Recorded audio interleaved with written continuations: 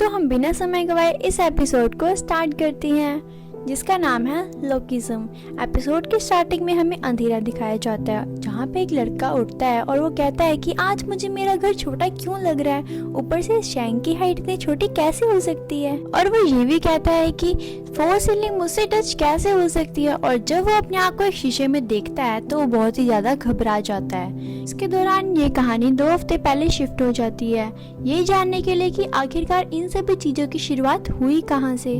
यहाँ पे हमें एक लड़का दिखाया जाता है जिसका नाम होता है पाक योंगसू, जो कि हमारे इस एनिमेट का मेन लीड कैरेक्टर है। उसे कुछ लड़कों ने घेर रखा था जो कि उसको काफी ज्यादा बुली करते हैं क्योंकि वो बहुत ही ज्यादा मोटा और भद्दा है, और साथ में उसे सुअर और कुत्ते की एक्टिंग करने के लिए भी कहा जाता है। जो वहाँ पे सबसे ज्यादा हट्टा कट्टा लड़का था वो योंगसू को टॉयलेट के ऊपर फेंक देता है और उसको बहुत ही मारता है। और वो उसको बोलता है कि तू इस दुनिया में पैदा ही क्यों हुआ। बेचारा योंगसू जो मोटा सा लड़का था वो अपने घर के अंदर जाके काफी ज्यादा डिप्रेशन में रहने लग जाता है, और उसको भूख लगती है तो फिर वो नूडल्स बनाने के लिए किचन में जाता है, और साथ ही वो सॉन्ग गुनगुना रहा होता है। तभी उसकी प्यारी सपोर्टिव सी मदर आ जाती है जो कि कहते हैं कि हटो मैं बनाती हूँ।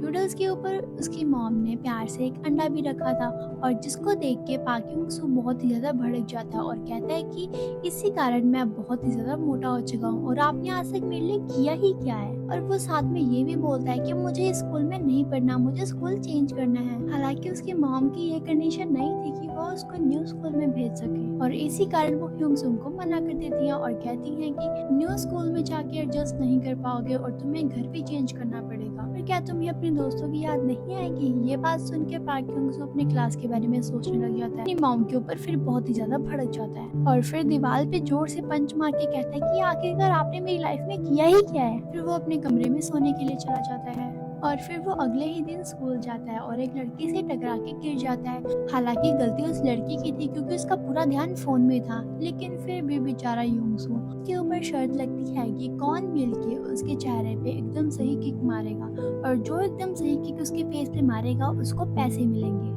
जिस लड़के ने पहले योंगसू को मारा था उसकी किक से योंगसू बच जाता है, और जो दूसरा लड़का होता है वो योंगसू को बिल्कुल फेस पे मारता है, और जिसके कारण योंगसू बहुत ही जोर से नीचे गिर जाता है। और उसके दौरान वो बड़ा सा एक बल्कि लड़का आता है और फिर उसने योंगसू के पेट में बहुत ही जोर से मुक्का मारा, जिसके कारण योंगसू नीचे गिर जाता है। और बाई चांस उसकी मदर वहाँ पे आ जाती है, और योंगसू की मदर को देख के सभी सोचते हैं कि शायद ये अपनी मदर से शिकायत कर आया है, इसी कारण उसकी मदर यहाँ पे आई है। उसकी मदर उस बड़े से लड़के को देख के उसे डांटने लग जाती है कि तुम्हें शर्म नहीं आती, तुम मेरे बेटे के साथ कर क्या रही हो। अब ये सारी चीजें योंगसू को बहुत ही ज्यादा शर्मिंदा कर रही थी। फिर वो अपनी मदर को वहाँ से जाने के लिए कहता है, और फिर उसकी मॉम इमोशनल हो जाती है। वो सोचती है कि मैं तो बस तुम्हारी मदद कर रही थी। फिर योंगसू को रियलाइज होता है कि उसने गलत अपनी मदर को डांटा। फिर वो अपनी मदर से सॉरी भी फील करता है। तभी उसकी मदर उसे बताती है कि मैं तो तुम्हारे स्कूल में ट्रांसफर की बात करने आई थी ताकि तुम किसी और स्कूल में पढ़ सको। और जब योंगसू ये सारी बातें सुनता है तो उसे बहुत ही ज्यादा गिल्ट होता है कि मेरी मदर तो मेरी हेल्प करने की कोशिश कर रही थी। योंगसू को अकेला रहना पड़ेगा, नया घर, नई जगह, नया स्कूल, सब कुछ उसे खुद से करना पड़ेगा। फिर योंगसू अपने घर को ढूंढता है जो कि बहुत ही ज्यादा छोटा था, लेकिन फिर भी योंगसू उसी घर में रहने के लिए तैयार था। यहाँ पे नई जगह थी, नई टेक्नोलॉजी थी, सब कुछ नया था। अभी योंगसू एक लड़की से टकरा जाता है और उसे लगता है कि शायद उसे वापस से फिर से माफी मांगनी चाहिए। यहाँ पे तो वो लड़की आगे होके योंगसू से माफी मांगती है और योंगसू बहुत ही अलग खुश हो जाता है और सोचने लगता है कि मुझे यहाँ पे न्यू फ्रेंड्स बनाने चाहिए। जिस कारण वो खड़ा होता है, वो गलती से स्टाइल मार देता है। इतनी देर में वो लड़की का फ्रेंड जिसका नाम जिंगसो होता है वो आ जाता है कि योंगसू को कहता है तू आखिर हंस क्यों रहा है। सो कहता है कि नहीं मैं हंस नहीं रहा। योंगसू बात संभालने की कोशिश करता है।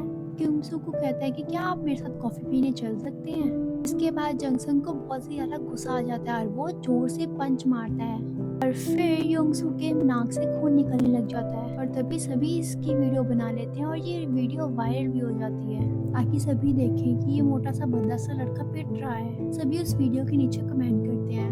योंगसू घर आके देखता है कि उस वायरल वीडियो के नीचे कितने कमेंट्स आए हुए हैं। फिर वो डिप्रेशन में रहने लग जाता है। प्यारा योंगसू वो पुराने स्कूल को छोड़ के नए स्कूल में आया था, लेकिन यहाँ पे भी उसके साथ सेम ही हो रहा है और बहुत ही ज्यादा रोने लग जाता है। जैसी रात होती है वो सो जाता है, और रात के अंधेरे में जैसे ही वो उठता है उसे सारी चीजें अलग दिखाई देती हैं। ऐसी फोर्स सीलिंग उसके सर से टच हो गई है। शैंग छोटा कैसे हो सकता है? जैसे ही वो अपने आप को शीशे में देखता है वो बहुत ज़्यादा घबरा जाता है और डर जाता है कि आखिरकार ये है कौन। और फिर वो दोबारा अपने आप को देखता है और फिर वो भागता हुआ अंदर चल जाता है जहाँ पे उसकी दूसरी बॉडी सो रही होती है। जब वो अपनी पुरानी बॉडी को उठाने की कोशिश करता है और उसी वक्त वो बॉडी चेंज हो जाती है। जो ह्यूंगसो मोटा वाला था वो उठ जाता है और फिर वो कहता है कि वाओ, मैंने कितना अच्छा सपना देखा था। मैंने अपने आप को एक हैंडसम हन के अंदर देखा। और पलटते ही उसे अपना स्मार्ट रूप दिखाई देता है। पर वो फिर अपनी दूसरी बॉडी को उठाने की कोशिश करता है और उसे पता लगता है कि ह्यूंगसो की सोल एक टाइम पे एक ही बॉडी के अंदर रह सकती है। जब ह्यूंगसो अपनी स्मार्ट वाली बॉडी के अंदर था वो सोचता है कि मुझे पुलिस को बुलाना चाहिए या एम्बुलेंस को बुलाना चाहिए। लेकिन वो उसी वक्त वो सारे मोबाइल में हेट कमेंट्स देखता है। सोचता है कि आखिरकार उसने पहले वाली बॉडी को उठा भी दिया तो उसकी वो वाली लाइफ तो बहुत ज्यादा बेकार है। सभी लोग मिलकर उसकी बहुत धज्जियां उड़ाएंगे, बहुत मजाक उड़ाएंगे। और नेक्स्ट डे स्कूल का था जहाँ पे पता चलता है कि एक लड़का जो कि ये स्कूल का सबसे स्मार्ट लड़का है और खुद काफी ज्यादा घमंड में रहता था कि उससे ज्यादा सुंदर लड़का हो ही नहीं सकता। और जब वो चल के आ रहा होता है उससे एक लड़का टकरा जाता है जो कि उससे भी ज्यादा स्मार्ट था। वो स्कूल का हर एक बच्चा उस लड़के को देखता ही रह जाता है, आखिरकार ये है कौन। ये लड़का और कोई नहीं, ये ह्यूंगसो था। उनमें से एक लड़की देख के उससे बहुत ज्यादा पागल हो रही थी। तभी क्लासरूम के अंदर सभी बच्चों के सामने सर एक लड़के को इंट्रोड्यूस करते हैं, जिंग सॉन्ग। इसी के साथ में किम सू के स्टार्टिंग के अंदर जिंग सॉन्ग ने मारा था उसी लड़के की क्लास में ह्यूंगसो भी आता है और सारे के सारे लोग उसे बस देखते ही रह जाते हैं। और फिर ह्यूंगसो क्लास के अंदर जाता तो है और पीछे जाके बैठ जाता है जहाँ पे उसे अपने सारे प्रीवियस फ्लैशबैक याद आते हैं। जब वो मोटा हुआ करता था ना ही उसके साथ कोई बैठता था और ना ही उसे कोई अपने साथ बैठाता था। और फिर उसकी नजर पीछे बैठे जिंगसू पे पड़ती है क्योंकि जीसोन ने उसे बहुत ही बुरी तरीके से मारा पीटा था। और ऊपर से वो डर रहा था कि कहीं उसे कोई पहचान ना ले कि ये मोटा सा भद्दा सा लड़का ह्यूंगसो ही है। अभी तक उसकी आवाज बदली हुई थी लेकिन उसे इस आवाज में बात करने की आदत नहीं थी और उसको अभी भी ये लगता है कि कोई भी आके उसे पंच मार देगा। लेकिन तभी यहाँ पे पूरी की पूरी कहानी ही बदल जाती है क्योंकि जिंगसो आगे होके ह्यूंगसो से हेलो हाय करता है। और फिर ह्यूंगसो सोचता है कि क्या बात है, इस बॉडी का कोई तो फायदा है। और फिर वो भी हेलो हाय करता है उससे। एक लड़की जिसका नाम हलून था वो फटाफट मेकअप करके ह्यूंगसो के पास आती है और फिर बाकी क्लास की लड़कियां कहती हैं ये तो हर एक पे लाइन मारने के लिए रेडी रहती है, फिर चाहे क्लास में कोई भी नया लड़का क्यों ना आया हो। अब यहाँ पे जीसो की फ्रेंड जो मिजिन थी जिसको हमने स्टार्टिंग में भी देखा था वो परेशान हो रहा था कि मिजिन भी तो नहीं कहीं ह्यूंगसो के कारण मुझे छोड़ दे, कहीं वो उसके बारे में सोच तो नहीं रही है, कहीं वो मुझे धोखा तो नहीं दे देगी। इसी के साथ ह्यूंगसो अब कैंटीन के अंदर आगे बढ़ता है जहाँ पे वापस से हलून उसके पास आ जाती है और कहती है आखिरकार तुमने फैशन डिजाइनिंग क्यों चूज की। ह्यूंगसो अपने पास में चला जाता है और वो सोचता है कि उसके मार्क्स काफी ज्यादा कम थे लेकिन उसकी अटेंडेंस काफी अच्छी थी, इसीलिए उसको फैशन डिजाइनिंग दी गई ताकि उसे कोई भी कॉलेज में एडमिशन मिल सके। सच बात तो वो बता नहीं सकता था हेलोन को, इसलिए वो बोलता है कि मुझे तो बचपन से ही पसंद था। और ये बात सुनते हेलोन उस पे फ्लैट हो जाती है। यहाँ पे फर्स्ट टाइम ह्यूंगसो के साथ ऐसा हुआ था कि ना ही उसे किसी ने धक्का दिया और ना ही उसे किसी ने परेशान किया था। और इसी के साथ वो हेलोन को कहता है कि ये तो कॉलेज मुझे बहुत ही पसंद आया। लेकिन हेलोन को ह्यूंगसो की बात समझ ही नहीं आ रही थी। यहाँ जिंगसू भी ह्यूंगसो को देख के काफी ज्यादा जेलस फील कर रहा था कि आखिरकार सभी लोग इसे क्यों देख रहे हैं। और उसके बाद ह्यूंगसो पार्क में जाके बैठ जाता है। वहाँ पे वो एक फैमिली को देखता है कि वो अपने बच्चे को चलना सिखा रहे थे और इसी के साथ ह्यूंगसो भी सोचता है कि मुझे भी चलना चाहिए। लेकिन जैसे ही वो फैमिली ह्यूंगसो को देखती है तो वो काफी ज्यादा पागल हो जाते हैं, यानी कि जो भी ह्यूंगसो को देखता है वो उसकी चाल के आगे फेल हो जाता है। ह्यूंगसो जैसे ही चलना स्टार्ट करता है वो फैमिली देखती है, वो कहती है कि ये तो मॉडल है और उन्हें लगता है कि वो अपनी मॉडल की वॉक की प्रैक्टिस कर रहा है। और गलती से ह्यूंगसो का पैर ट्विस्ट हो जाता है और वो गिरने वाला था लेकिन वो अपने आप को बैलेंस करके बचा लेता है और उसे पता लगता है कि वो तो काफी ज्यादा हल्का हो चुका है और ऊपर से एनर्जेटिक भी हो चुका है। और देखते देखते वो काफी ज्यादा भागने लग जाता है और पूरे दिन भागता रहता है। नेक्स्ट डे उसे काफी ज्यादा नींद आ रही होती है और वो गलती से क्लासरूम में ही सो जाता है। और जब उसकी नींद खुलती है तो वो अपनी पुरानी बॉडी के अंदर उठता है। ये तो बहुत बड़ी गड़बड़ हो गई। और वो पूरी तरीके से डर जाता है कि शिट शिट शिट ये क्या हो गया, कि अगर मैं इस बॉडी में उठा तो वापस से मुझे सोना पड़ेगा। लेकिन पूरे दिन से ये मोटा वाला यूंगसू सो रहा था, इसलिए उसे अब नींद नहीं आएगी। तभी पता चलता है कि क्लास में यूंगसू को हेलिन ने आके उठा दिया। तो इससे पता चलता है कि ये जो हैंडसम वाले यूंगसू की बॉडी थी, अगर उसे जबरदस्ती उठाया जाए तो वो उठ जाता है। और हमें पता लगता है कि जो मोटा वाला यूंगसू जॉब मांगने के लिए जाता है, लेकिन वहाँ का जो मैनेजर था वो उससे अच्छे से बिहेव नहीं करता है। कि आखिर ऐसा क्यों हुआ, तो हमें ये दिखाया जाता है। जो यूंगसू की स्मार्ट वाली बॉडी थी वो रात के अंदर इसी स्टोर के बाहर पढ़ के गया था कि यहाँ के लिए नाइट वैकेंसी खाली है। इसी के साथ वो मैनेजर से जॉब मांगने के लिए आता है। और ये स्मार्ट वाली बॉडी को देख के मैनेजर बहुत ही ज़्यादा उस पर खुश हो जाता है और उसके आगे फेल हो जाता है और उसको जॉब पे रख लेता है। और वो कहता है तुम मेरे स्टोर में काम करना चाहते हो। और वो उसकी ना ही एजुकेशन पूछता है और ना ही उसे रिज्यूमे मांगता, उसकी डायरेक्ट सैलरी बढ़ा के उसे काम पे रख लेता है। और वो कहता है कि अगर इतना सुंदर लड़का मेरी शॉप में काम करेगा तो मेरी शॉप में तो लाइन लगी रहेगी। और फिर यूंगसू कहता है कि मुझे माफ कर दीजिए, असल में जॉब मुझे नहीं मेरे दोस्त को चाहिए। और फिर आखिरकार मैनेजर कहता भी क्या, वो कहता है ठीक है कोई बात नहीं, भेज देना आप। और जब मोटा वाला यूंगसू आता है, मैनेजर उसकी शक्ल देख के उसको मना कर देता है और वो कहता है कि हम स्टूडेंट्स को नहीं रखते। और तभी मोटा वाला यूंगसू कहता है कि आपने तो मेरे दोस्त को कल कहा था। और तभी मैनेजर कहता है कि मैंने तो तुम्हारे दोस्त को देख के हाँ किया था, तुम्हें देख के थोड़ी ना हाँ किया था। और वो कहता है कि मेरे स्टोर पे तो सिर्फ सिगरेट बिका करती हैं, कि तुम्हें तो नाम भी नहीं पता होंगे उनके। और तभी यूंगसू एक एक करके सभी सिगरेट्स के नाम ले लेता है। और फिर वो मनी मन सोचता है कि मुझे सभी मारपीट के सिगरेट लेने ही तो भेजते थे, इसीलिए मुझे सारे सिगरेट्स के नेम याद हैं। और फिर मैनेजर सोचता है कि इसको तो पता है सिगरेट्स के बारे में, तो फिर जो भी है इसको काम में रख लेते हैं। लेकिन मैनेजर उसे ये भी पूछता है कि तुम रात में सो तो नहीं जाओगे ना। और यूंगसू मनी मन हंसने लग जाता है, क्योंकि उसे तो पता था कि इस रात भर तो वो ये इस मोटी बॉडी में सोता रहता है, तो उसको अब नींद कहाँ से आएगी।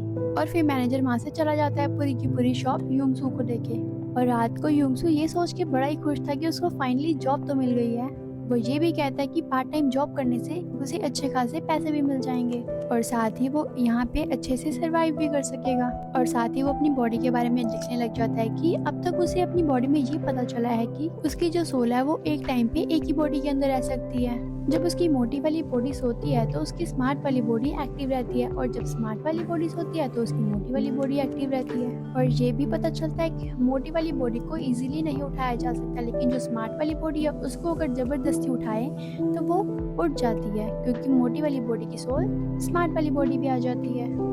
यूंगसू अपनी बॉडी के बारे में काफी कुछ लिख रहा था, तभी 2-3 लड़के उसकी शॉप में घुस जाते हैं और उससे सिगरेट मांगते हैं। और वो बताता है कि यहाँ पे एक रूल है कि जो अंडर एज है उसकी आईडी कार्ड देख के ही हम सिगरेट दे सकते हैं। इसी कारण यूंगसू उस लड़के से आईडी मांगता है, लेकिन उस लड़के ने गलत आईडी दी थी और यूंगसू से सिगरेट देने से मना कर देता है, जिसके बाद यूंगसू की खैर ही नहीं थी।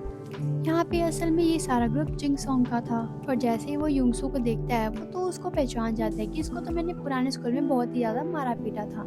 फिर उसी के साथ यूंगसू उसके शॉप से काफी सारी चीजें उठा लेता है और वो उसे कहता है कि तुम मुझसे माफी मांगना चाहते थे ना, तो मैं ये सारी चीजें लेके जा रहा हूँ और इसका बिल तुम भरोगे। और यूंगसू उसे रोकता है और कहता है कि प्लीज ऐसा मत करो, मेरी तो बस अभी अभी जॉब लगी है, मेरे मैनेजर मुझे जॉब से निकाल देंगे। और जिसके बाद यूंगसू को बहुत ज्यादा गुस्सा आता है और वो यूंगसू को बहुत ही बुरी तरीके से मारता है। उसे वो इतनी बुरी तरीके से मारता है कि उसके कपड़े उतार के उसकी न्यूड पिक्चर वायरल कर देता है। और वो उसको धमकी भी देते हैं कि अगर तूने कुछ भी किया तो ये सारे पिक्चर सभी के फोन में दिखाई देंगी एक एक करके। और बेचारा यूंगसू फिर से एक बार पिट चुका था, जबकि उसकी गलती भी नहीं थी। और उसी वक्त उसकी मॉम का कॉल आ जाता है और उसका बात करने का मूड भी नहीं था, क्योंकि वो बहुत ज़्यादा पिट चुका था। और वो अपनी मॉम से कहता है कि आखिरकार आपने मुझे कॉल क्यों किया है। और उसकी मॉम उसे बताती है उसकी मॉम भी नाइट शिफ्ट लगाती है उसकी फीस भरने के लिए, ताकि उसे थोड़े एक्स्ट्रा पैसे मिल जाए ताकि वो अपनी फीस भर सके। और वो अपनी बेटी से बस यही पूछती है कि क्या तुम्हारा वहाँ पे मन तो लग गया ना। जैसे ही कोई कस्टमर आता है उसकी मॉम के पास तो उसकी मॉम फ़ोन कट कर देती हैं। नेक्स्ट डे यूंगसू स्कूल जाता है और जहाँ पे हेलून उसे पास आने के लिए कहती है, और वो उसे कहती है कि देखो चलो मैं तुम्हें एक मज़ेदार चीज़ दिखाती हूँ। यहाँ पे यूंगसू और काफ़ी सारे बच्चे जो कल यूंगसू को मार के गए थे, और वो कहते हैं कि कल मोटा सा लड़का मिला जिसको हमने पहले भी मारा है और उसको हम कल फिर से मार कर आए, और ये देखो कल के पिक्चर्स, तुम हंस हंस के पागल हो जाओगे। और बेचारा यूंगसू अपनी मोटी बॉडी के बारे में देख रहा था और सभी उस पर हंस रहे थे। वो ये सब कुछ देख के उसे बर्दाश्त नहीं हो रहा था। जबकि इनको तो पता ही नहीं था कि जिसके बारे में ये बात कर रहे हैं वो तो उनके सामने ही है। वो सभी बोलते हैं कि ये तो सुअर के जैसे लगता है, इसके तो पेरेंट्स भी ऐसे होंगे। जब उसके पेरेंट्स के ऊपर बात आती है तो वो बहुत ज़्यादा गुस्सा हो जाता है और कहता है कि तुम्हें ऐसा नहीं बोलना चाहिए किसी के बारे में। इतनी देर में जिंक्सो खड़ा हो जाता है और वो उसे कहता है कि तुम्हें क्या प्रॉब्लम है इस बात से। और जिसके बाद उसको लगता है कि अब तो वो पिटेगा ही पिटेगा, और उसके पंच से आज तक कोई नहीं बच पाया। और तभी वहाँ पे ब्लॉन्ड हेयर वाला, जो कि खुद में ही बहुत स्मार्ट लड़का था, जिसका नाम हॉन्जियोल है, वो जिंक्सो को आके रोकता है कि इस लड़की की कोई भी गलती नहीं है, इसको मत मारो। यानी कि पहली बार जिंक्सो को किसी ने पिटने से बचाया था। लेकिन जिंक्सो कहता है जियोल तुम सामने से हट जाओ नहीं तो तुम भी पिटोगे। और वो वहाँ से हट जाता है और सीधा पंच जिंक्सो के पास ही आने वाला था। लेकिन जिंक्सो मन ही मन सोचता है कि वो तो बचपन से पिटता ही आ रहा है और उसको पता है कि कौन सा पंच कहाँ से बजेगा। इसी कारण वो जिंक्सो के पंच से बच जाता है। और ये देख के सारे स्कूल के बच्चे देखते रह जाते हैं कि आखिरकार ये हो कैसे गया, जिंक्सो के पंच से जिंक्सो कैसे बच गया। और जिंक्सो को बहुत ज़्यादा गुस्सा आ जाता है और वो थम करके पंच मारता है। और जिंक्सो को तो सब कुछ पता ही था और वो उसके पंच से बचता रह जाता है। और जिंक्सो मन ही मन सोचता है कि ये तो बहुत पक्का खिलाड़ी लगता है। और तभी जिंक्सो को पंच मारने लगता है, तभी जिंक्सो उसका पंच रोक देता है और सभी देखने लग जाते हैं कि ये हो क्या रहा है, ये कैसे हो सकता है, आज तक कोई भी इसके पंच से नहीं बच पाया और ये कैसे बच गया। और जिंक्सो को भी काफ़ी गुस्सा आ चुका था उसके पुराने बर्ताव को लेके, और वो ये सोचता है कि उसको लोगों ने कितना ज़्यादा बुली किया और कितना ज़्यादा मारा है। और उसको याद आता है पुराने स्कूल में एक लड़की ने उसको पेट में मारा था बहुत ज़ोर से, और वो ये सोच के जिंक्सो को पेट में बहुत ज़ोर से पंच मारता है और जिंक्सो एकदम से ज़मीन पे गिर जाता है। और सभी उसकी फ़ोटोज़ क्लिक करने लग जाते हैं और वीडियोस बनाने लग जाते हैं कि वाह ये हैंडसम भी है, ऊपर से इसको फाइट करनी भी आती है। उसने जिंक्सो यानी कि एक रेसलर को हरा दिया। और ये सारी बातें स्कूल के ग्रुप को पता चलती है। हम कह सकते हैं कि ये एक गुंडों का ग्रुप था कि वो सभी को मारा पीटा करते थे और किसी नए लड़के को एक्सेप्ट भी नहीं करते थे। और जब उन्हें पता लगता है कि जिंक्सो को किसी ने मारा है, मतलब जिंक्सो की तो वाट लग गई है। अगर वो इन सब के सामने आएगा तो वो पक्का पिटेगा। योंगसो इस वक्त मॉल के अंदर काम कर रहा था, लेकिन वो योंगसो का चेहरा देख के उससे खास बात भी नहीं करती है। इवन वो हल्की सी स्माइल भी पास नहीं करती उसे। योंगसो को ये सब देख के काफी ज्यादा बुरा लगता है कि लोग काफी ज्यादा पार्शियल हैं। जब वो अपनी मोटी वाली बॉडी के अंदर रहता है तब उसे ढंग से कोई देखता भी नहीं है, ना ही कोई उससे बात करता है। यहीं पर जब वो अपनी मॉडल वाली बॉडी के अंदर रहता है तब सभी उससे बात करने के लिए मरते हैं। उसी वक्त उस लेडी के जाने के बाद एक लड़का आता है जो कि पूरे स्टोर में घूम रहा था। उसके बाद वो एक सिगरेट के पैकेट को भी उठाता है और वो बिना पैसे दिए वहाँ से फुल स्पीड में भाग जाता है। लेकिन योंगसो को पता था अगर उसने सिगरेट के पैसे नहीं लिए तो उसका मैनेजर उसको जॉब से निकाल देगा। इसी कारण वो उस लड़के के पीछे पूरी फुल स्पीड से भागता है। और तभी वो दुबला पतला सा लड़का एक गैंग के पास आके रुक जाता है। पता चलता है कि ये तो योंगसो के क्लास के बच्चे हैं जो कि उस दूसरे बच्चे को बुली कर रहे हैं और उन्होंने ही उस लड़के को सिगरेट चोरी करने के लिए कहा था। और जब योंगसो वहाँ पे पहुँच जाता है तो वो सारे मिलके योंगसो को भी बुली करते हैं। वो योंगसो को कहते हैं लगता है कल इसका पेट नहीं भरा तभी ये आज भी इंसल्ट कराने आ गया है। वो बोलता है कैसा हो अगर हम दोनों इन दोनों की मिलके फाइट करा दें। यहाँ पे क्लास के बाकी लड़के आके योंगसो और पतले दुबले लड़के को मारने पीटने वाले ही थे। तभी यहाँ पे एक बहुत ही बड़े हीरो की एंट्री होती है जो कि थी वास्को भाई की। वास्को भाई को देखते ही यहाँ पे 3 लड़कों की फट जाती है। डर के मारे वो वास्को भाई से कहते हैं वास्को भाई आप यहाँ पे क्या कर रहे हो। पता लगता है कि वास्को भाई की तो बहुत ज्यादा बढ़िया पर्सनैलिटी है और वो इन लड़कों को डराते हैं और कहते हैं आखिरकार तुम कब सुधरोगे, तुम लोग जाओ यहाँ से और आज के बाद इन लड़कों को कभी परेशान मत करना। और उसके बाद जिंक्सो कहता है वास्को भाई तो बहुत ही ज्यादा अच्छे लड़के हैं, आखिरकार उन्होंने हमारी जान बचाई। उसके बाद वो लड़के वहाँ से भाग जाते हैं। उसके बाद योंगसो और वो पतला सा लड़का ही वास्को भाई को थैंक यू कहते हैं। ताकि उनके कान में एयरपोर्ट्स लगे हुए थे इसलिए वो कुछ सुनते नहीं हैं। तभी दुबला पतला सा लड़का इशारों में वास्को भाई को कहता है कि अपने एयरपोर्ट्स निकालो और फिर इन तीनों की आपस में बात होती है। पता चलता है कि इस लड़के का नाम पार्क जीहो है। तभी पता चलता है कि ये लड़का भी इसी स्कूल में 10th स्टैंडर्ड में फैशन डिजाइनिंग की क्लास में पढ़ता है। एकदम से योंगसो बोलता है क्या तुम भी उसी क्लास में पढ़ते हो। लेकिन योंगसो सोचता है कि मैं तो बता नहीं सकता कि मैं भी उसी क्लास में पढ़ता हूँ, नहीं तो उसकी बॉडी के बारे में रिवील हो जाएगा। और फिर पार्क जीहो वास्को भाई से योंगसो को मिलवाता है। साथ ही में वास्को भाई भी जीहो से पूछते हैं कि तुम उसी क्लास में हो ना जिसमें वो नया लड़का आया है। योंगसो ये बात सुनकर एकदम से चुप हो जाता है। योंगसो सोचता है ये तो मेरे बारे में ही बात कर रहे हैं, और फिर जीहो कहता है कि हाँ वो मेरी क्लास में ही पढ़ता है। वास्को भाई रोने लगते हैं और उसे कहते हैं कि उस लड़के को बताओ कि हर एक से पंगा लेना अच्छी बात नहीं है। योंगसो ये बात सोच के बहुत ज्यादा टेंशन में हो जाता है कि वास्को भाई रोने क्यों लग गए इतनी सी बात को सुन के। ये नेक्स्ट डे में शिफ्ट हो जाता है। इस वक्त सारे बच्चे क्लासरूम के अंदर बैठे थे। लास्ट एपिसोड में हमने देखा था कि जिंगसो और योंगसो में काफी अच्छी खासी फाइट हुई थी, जिस कारण जिंगसो योंगसो से बात ही नहीं करता। ये सारे के सारे कैंटीन के अंदर आ गए थे। फाइनल अब यहाँ योंगसो को वास्को भाई के बारे में बताती है। यहाँ पे जितने भी अच्छे लोग हैं उनको चुन के वास्को भाई ने एक टीम भी बनाई थी कि वो लीडर हैं। वो बस ऐसा काम करते हैं ताकि सभी बच्चों की जान बची रहे। या तो फिर हम ये भी कह सकते हैं कि वास्को भाई उन बच्चों को बचाते हैं जिनको सभी मिलकर बुली करते हैं। इतनी देर में क्लास के बाकी बच्चे भी आ जाते हैं क्योंकि योंगसो को भड़काने लगते हैं कि आखिरकार वास्को भाई तो पागल हैं, उनको आखिरकार आता ही क्या है, वो तो बस बच्चों के मसीहा बने फिरते हैं। इतनी देर में वास्को भाई अपनी पूरी की पूरी टीम लेकर यहाँ ही पे आ जाते हैं। असल के अंदर योंगसो से बात करनी ही थी। वास्को भाई आते हैं और योंगसो के सामने खड़े हो जाते हैं। योंगसो कहता है कि मैंने कल आपको देखा ही था। इतनी ही देर में वास्को भाई गुस्से हो जाते हैं और योंगसो के कंधे पे हाथ रख के उसे नीचे बिठा देते हैं। ये बच्चे बहुत ही ज्यादा डर जाते हैं कि आज तो योंगसो अच्छी तरीके से पीटेगा। आखिरकार आज तक वास्को भाई का हाथ कोई भी नहीं उठा सका है कि वो तो सबसे ज्यादा स्ट्रॉन्ग है। और योंगसो सोचता है कि आखिरकार ये गलत फहमी क्यों पाल रहे हैं। आखिरकार मैंने तो अभी तक इन्हें कुछ कहा ही नहीं है। पता चलता है कि वास्को भाई का हाथ अभी तक कोई भी नहीं हटा सका था। योंगसो ने एक ही हाथ से अपने कंधे से उनका हाथ हटा लिया। ये देख के क्लास के सारे बच्चे बहुत ही ज्यादा शॉक में थे कि आखिरकार ये हो कैसे सकता है। आखिरकार वास्को भाई का हाथ कैसे उठा लिया इसने। अभी योंगसो बताता है कि कल मैंने आपके ऐसे दिखने वाले को देखा था, तो बस यही बता रहा था। मुझे लगा कि आप वही हैं, इसीलिए मैंने ऐसा किया। मैं आपको हर्ट नहीं करना चाहता। अभी वास्को भाई को इतना ज्यादा गुस्सा आ रहा था कि वो योंगसो को मारने ही वाले थे। तभी उनके एक फ्रेंड आ जाते हैं। वो वास्को भाई को बोलते हैं, अरे वास्को भाई छोड़ो इसको, ये तो बच्चा है, इसने बता तो दिया कि ने आपके जैसे दिखने वाले को देखा था, इसीलिए इसने ऐसा किया। चलो कोई बात नहीं, छोड़ो इसको, माफ कर दो इसको। वो वहाँ से वास्को भाई को ले जाता है।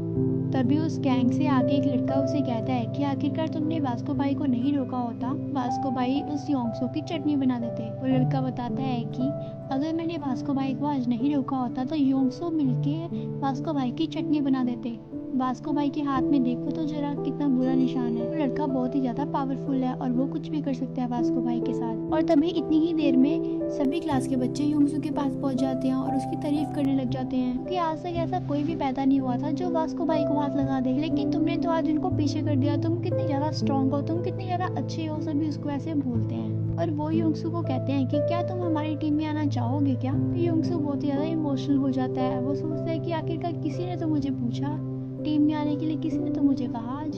और अब तो यहाँ पे हनल भी आ जाती है। ये सभी मिलके योंगसो को कहते हैं कि तुम हमारे दोस्त क्यों नहीं बन जाते, हम सब लोग एक साथ फ्रेंड्स बनकर रहेंगे। और कैसा होगा अगर तुम हमारे साथ पार्टी करने के लिए चलोगे। और सभी उसको बार बार कहते हैं कि चलो क्लास के बाद पार्टी करने चलते हैं। योंगसो अंदर से बहुत ही ज्यादा खुश था क्योंकि आज तक उसे किसी ने भी पार्टी में नहीं बुलाया था, ना ही आज से पहले उसके कभी फ्रेंड्स बने थे। और वो अब अकेला नहीं रहना चाहता था। और आखिरकार फाइनली उसको इस बॉडी के कारण फ्रेंड्स मिल गए। रात होने पे वो उसी जगह पहुंच जाता है जहाँ पे वो क्लास के बच्चे थे। वो बच्चों ऐसा बिहेव तो नहीं कर रहे थे क्योंकि वो लोग बैठ के वहाँ पे ड्रिंक वगैरह कर रहे थे, लेकिन योंगसो को ऐसे दोस्त नहीं चाहिए थे। इन खैर अब जो भी थे दोस्त तो थे ही, इसी कारण वो अंदर आ जाता है। और जब वो बैठता है हनल उस पे लाइन मारने लग जाती है। कहती है तुम कितने स्मार्ट लग रहे हो घर के कपड़ों में भी, ये कपड़े थोड़े बड़े नहीं हैं। और इसी वक्त एंट्री होती है जिंगसो की। जब उसे पता चलता है कि यहाँ पे योंगसो भी आया है तो वो बहुत ही ज्यादा गुस्से से अंदर आके बैठ जाता है। और फिर इन लोगों की बातचीत शुरू होती है कि आखिरकार योंगसो को यहाँ पे क्यों बुलाया गया है। तभी बाकी के बच्चे कहते हैं कि हम सभी तो मिलके तुम्हारा झगड़ा खत्म करवाना चाहते हैं और आखिरकार तुम लोग मिलकर रहो ना, गुस्सा क्यों करते हो। भी योंगसो को ड्रिंक के लिए भी ऑफर किया जाता है, लेकिन योंगसो ड्रिंक करने से मना कर देता है क्योंकि उसको ड्रिंक करना बिल्कुल भी पसंद नहीं था। लेकिन योंगसो गुस्से में आता है और काफी सारी ड्रिंक कर लेता है। साथ ही में यहाँ पे जब कपड़ों की भी बात आती है, योंगसो बताता है कि उसने अपने दोस्त की टी शर्ट पहनी हुई है। भी वो सब कहते हैं कि तुम्हारा दोस्त तो काफी ज्यादा मोटा बड़ा और हट्टा कट्टा होगा ना। साथ ही में ये भी पूछा जाता है कि तुम कहाँ पे रहते हो। योंगसो बताता है कि मैं अपने पेरेंट्स के साथ नहीं रहता, मैं अकेला रहता हूँ। तभी ये सभी कहते हैं कि चलो तब तो ठीक है, आज के बाद तुम्हारा घर हमारा अड्डा बन गया। और अब से हम तुम्हारे घर पे आया करेंगे। तभी योंगसो कहता है नहीं नहीं, मैं तो अपने दोस्त के साथ रहता हूँ। और सभी सोचते हैं कि अगर योंगसो इतना ज़्यादा स्मार्ट और बड़ा है तो उसका दोस्त कितना बड़ा होगा जिसकी इसने टी शर्ट पहनी हुई है। लेकिन असल में योंगसो बात छुपाने के लिए उन्हें कहता है कि मेरे दोस्त ने स्टडी छोड़ दी हुई है और अब वो जॉब करता है, वो नाइट शिफ्ट करता है और पूरे दिन सोता है, इसलिए मेरे घर में कोई भी पार्टी नहीं हो सकती। जिसके बाद योंगसो जिंगसो से कहता है कि मिजिन यहाँ पे क्यों नहीं आई। और ये बात सुनते ही जिंगसो बहुत ही ज्यादा गुस्से में आ जाता है। फिर योंगसो बात को सही करने की कोशिश करता है और फिर योंगसो कहता है कि मैंने तो बस इसलिए पूछा क्योंकि तुम जहाँ भी जाते हो साथ में जाते हो, तुम दोनों साथ में बहुत ज्यादा अच्छे लगते हो, शायद तुम दोनों डेट कर रहे हो ना। पहले तो सभी को लगता है कि जिंगसो अब फाइट करने लग जाएगा, लेकिन जिंगसो ने इतनी ज्यादा पी ली थी कि वो फाइट करने की बजाय जिंगसो के पास आता है और बहुत ही ज्यादा कॉमेडी करने लग जाता है।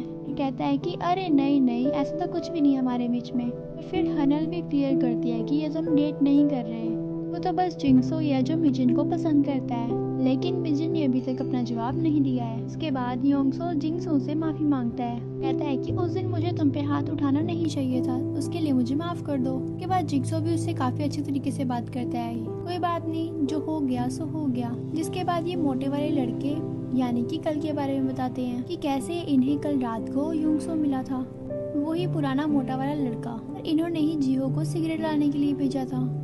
कि इसी चक्कर में वास्को ने आके वहाँ पे सारा काम खराब कर दिया था और सारा का सारा मूड खराब कर दिया। वो लोग मोटे वाले योंगसो की पिक्चर दिखाने ही वाले थे, लेकिन योंगसो वहाँ से खड़ा हो जाता है क्योंकि उसे बहुत ही ज्यादा गुस्सा आ रहा होता है कि वो नहीं चाहता था कि वो खुद की पिक्चर किसी और लोगों को दिखाए। इसी कारण वो एक दोस्त का फोन तोड़ देता है। इसके बाद योंगसो बोलता है कि आज के बाद उस लड़के को कोई भी कुछ भी नहीं कहेगा और ना ही उसे कोई तंग करेगा। सो हे गाइस, पिछले एपिसोड में हमने देखा था कि योंगसो ने ज़्यादा ड्रिंक कर लिए, इसी कारण वो चक्कर खा के नीचे गिर जाता है। इसी के साथ हमारा 4th एपिसोड स्टार्ट होता है और जब वो उठने का ट्राई करता है तो वो अपनी मोटी वाली बॉडी में उठता है और वो टेंशन में आ जाता है, शिट शिट शिट ये क्या हुआ। और फिर वो उठने की बहुत कोशिश करता है लेकिन वो उठ ही नहीं पाता है। और अगर वो उठता भी है तो वो किसी ऐसे सपने में होता है जिसमें उसके पुराने स्कूल वाले बुली करने वाले लड़के और उसकी मदर होती है और वो तेजी से भागने लग जाता है। फिर वो सोचता है कि कहीं मेरी स्मार्ट वाली बॉडी गायब ही ना हो जाए और सारे बच्चे डर जाएं। लेकिन ऐसा नहीं होता, उसकी बॉडी बल्कि वहीं पर ही बेहोश पड़ी हुई थी और सारे आपस में बातें कर रहे थे कि हमें इसको ड्रिंक नहीं करवानी चाहिए थी। और इसी के साथ मोटा वाला योंगसो वहाँ पे पहुँचता है और सारे पूछते हैं कि तू यहाँ पे कैसे आया। और फिर मोटा वाला योंगसो बोलता है कि ये मेरा दोस्त है, मैं इसको अपने साथ लेके जाने के लिए आया हूँ। और फिर सारे बच्चे कहते हैं ओ ये तेरा ही नाम ले रहा था क्या, तू इसके साथ रहता है ना। और फिर मोटा वाला योंगसो कहता है कि नहीं, मैं इसके साथ नहीं रहता हूँ, मुझे इसके रूममेट ने भेजा है। और फिर सभी सोचते हैं कि इसका रूममेट तो बहुत ही हट्टा कट्टा होगा, अगर इसे कुछ हो गया तो इसका रूममेट हमें नहीं छोड़ेगा। उसके बाद योंगसो अपनी अच्छी वाली बॉडी को वहाँ से लेके जाने लगता है। तभी बाहर आते ही सभी बच्चों के सामने एक गेम था जहाँ पंच मारना था, जहाँ पे जिंगसो को अपना एक पैतरा आजमाना था।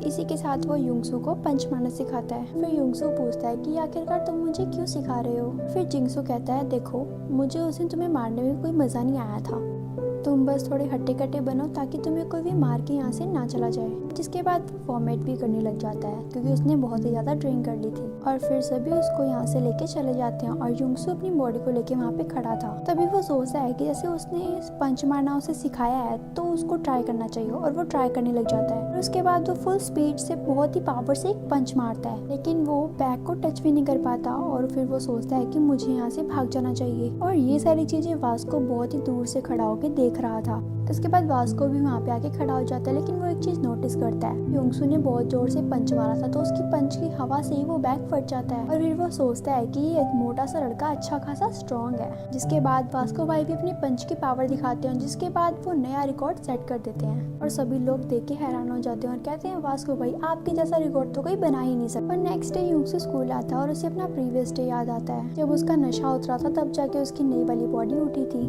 वो स्कूल के अंदर आते ही सबसे पहले जीहू से मिलता है, क्योंकि जब वो लास्ट टाइम जीहू से मिला था तो वो अपनी पुरानी वाली बॉडी में मिला था, जिसके कारण वो उसे कहता है कि कल तुम क्यों नहीं आए। तो जीहू कहता है कि कल मुझे कोई काम था इसलिए नहीं आया मैं। जीहू सोच में पड़ जाता है कि आखिरकार वो उससे ऐसे क्यों पूछ रहा है, वो तो पहली बार ही मिले हैं। और फिर योंगसो उससे फ्रेंडशिप करने के लिए भी कहता है। योंगसो उससे कहता है कि आज के बाद हम दोस्त बन सकते हैं क्या। और पूरी की पूरी क्लास सोच में पड़ जाती है कि जीहू जैसा लूजर बच्चा उसके साथ योंगसो फ्रेंडशिप कैसे कर सकता है। तभी हमें पता चलता चलता है कि जो मोटा वाला युंगसू सो रहा था और तभी उसकी मदर उसे सरप्राइज देने के लिए उसके घर आ जाती हैं। जब वो देखती हैं कि युंगसू तो सो रहा है, वो बहुत ही ज्यादा टेंशन में आ जाती हैं कि ये स्कूल क्यों नहीं गया और ये अभी तक सो क्यों रहा है, क्योंकि उन्हें तो पता ही नहीं था कि उनके बेटे की जो दो बॉडीज हैं, जो कि एक स्कूल में है और एक यहाँ पे सो रही है। जो हैंडसम वाली बॉडी थी यानी कि जो स्कूल जाया करती थी, जब वो लौट के घर आता है तो वो देखता है कि उसके घर का दरवाजा खुला हुआ है। जब वो दरवाजे से अंदर एंटर होता है तो उसको अपनी मदर दिखाई देती है। उसके मुंह से तो मदर ही निकलता है, लेकिन वो अपने बेटे को तो पहचान ही नहीं पाती है, क्योंकि उनका बेटा तो उनके बिल्कुल सामने सो रहा था। और वो सोचती है कि इतना स्मार्ट सा लड़का तो मेरा बेटा हो ही नहीं सकता। आखिरकार युंगसू को भी अपनी सच्चाई छुपानी पड़ती है और वो कहता है नहीं आंटी, मैं तो बस इसका दोस्त हूँ। उसकी मदर कहती है कि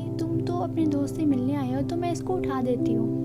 और युंगसू एकदम से मना करता है कि नहीं आंटी, उसे मत उठाइए। इसी के साथ वो दोनों बात करना स्टार्ट करते हैं और फिर युंगसू की मदर पूछती हैं कि क्या तुम दोनों इसी घर में रहते हो? लेकिन ये घर तो बहुत छोटा है, आखिरकार तुम रह कैसे लेते हो इस घर में?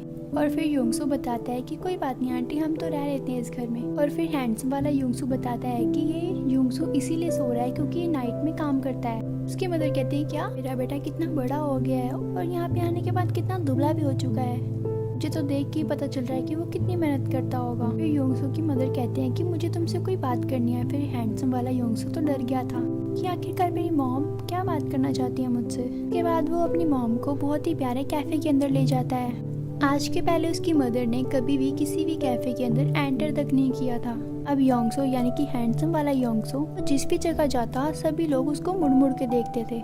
योंगसो की मॉम कहती है कि तुम तो कितने सुंदर लड़के हो, कहीं पे भी जाते हो तो सभी लोग तुम्हें मुड़ मुड़ कर देखते हैं। कहती है कि जरूर मेरा बेटा योंगसो भी तुमसे जेलस फील करता होगा। फिर हैंडसम वाला योंगसो बोलता है नहीं आंटी, ऐसा कुछ भी नहीं है, हम तो बहुत अच्छे दोस्त हैं। के साथ उसकी मॉम को पता चलता है कि ये तो बहुत ही महंगा कैफे है। कहती है कि उन्हें यहाँ पे कुछ भी नहीं खरीदना चाहिए। फिर योंगसो कहता है कोई बात नहीं आंटी, मेरे पास में पैसे हैं। दोनों कॉफी लेते हैं और बैठ जाते हैं। फिर उसकी मदर कहती है कि आज से पहले मैंने कभी भी कॉफी भी नहीं पी है।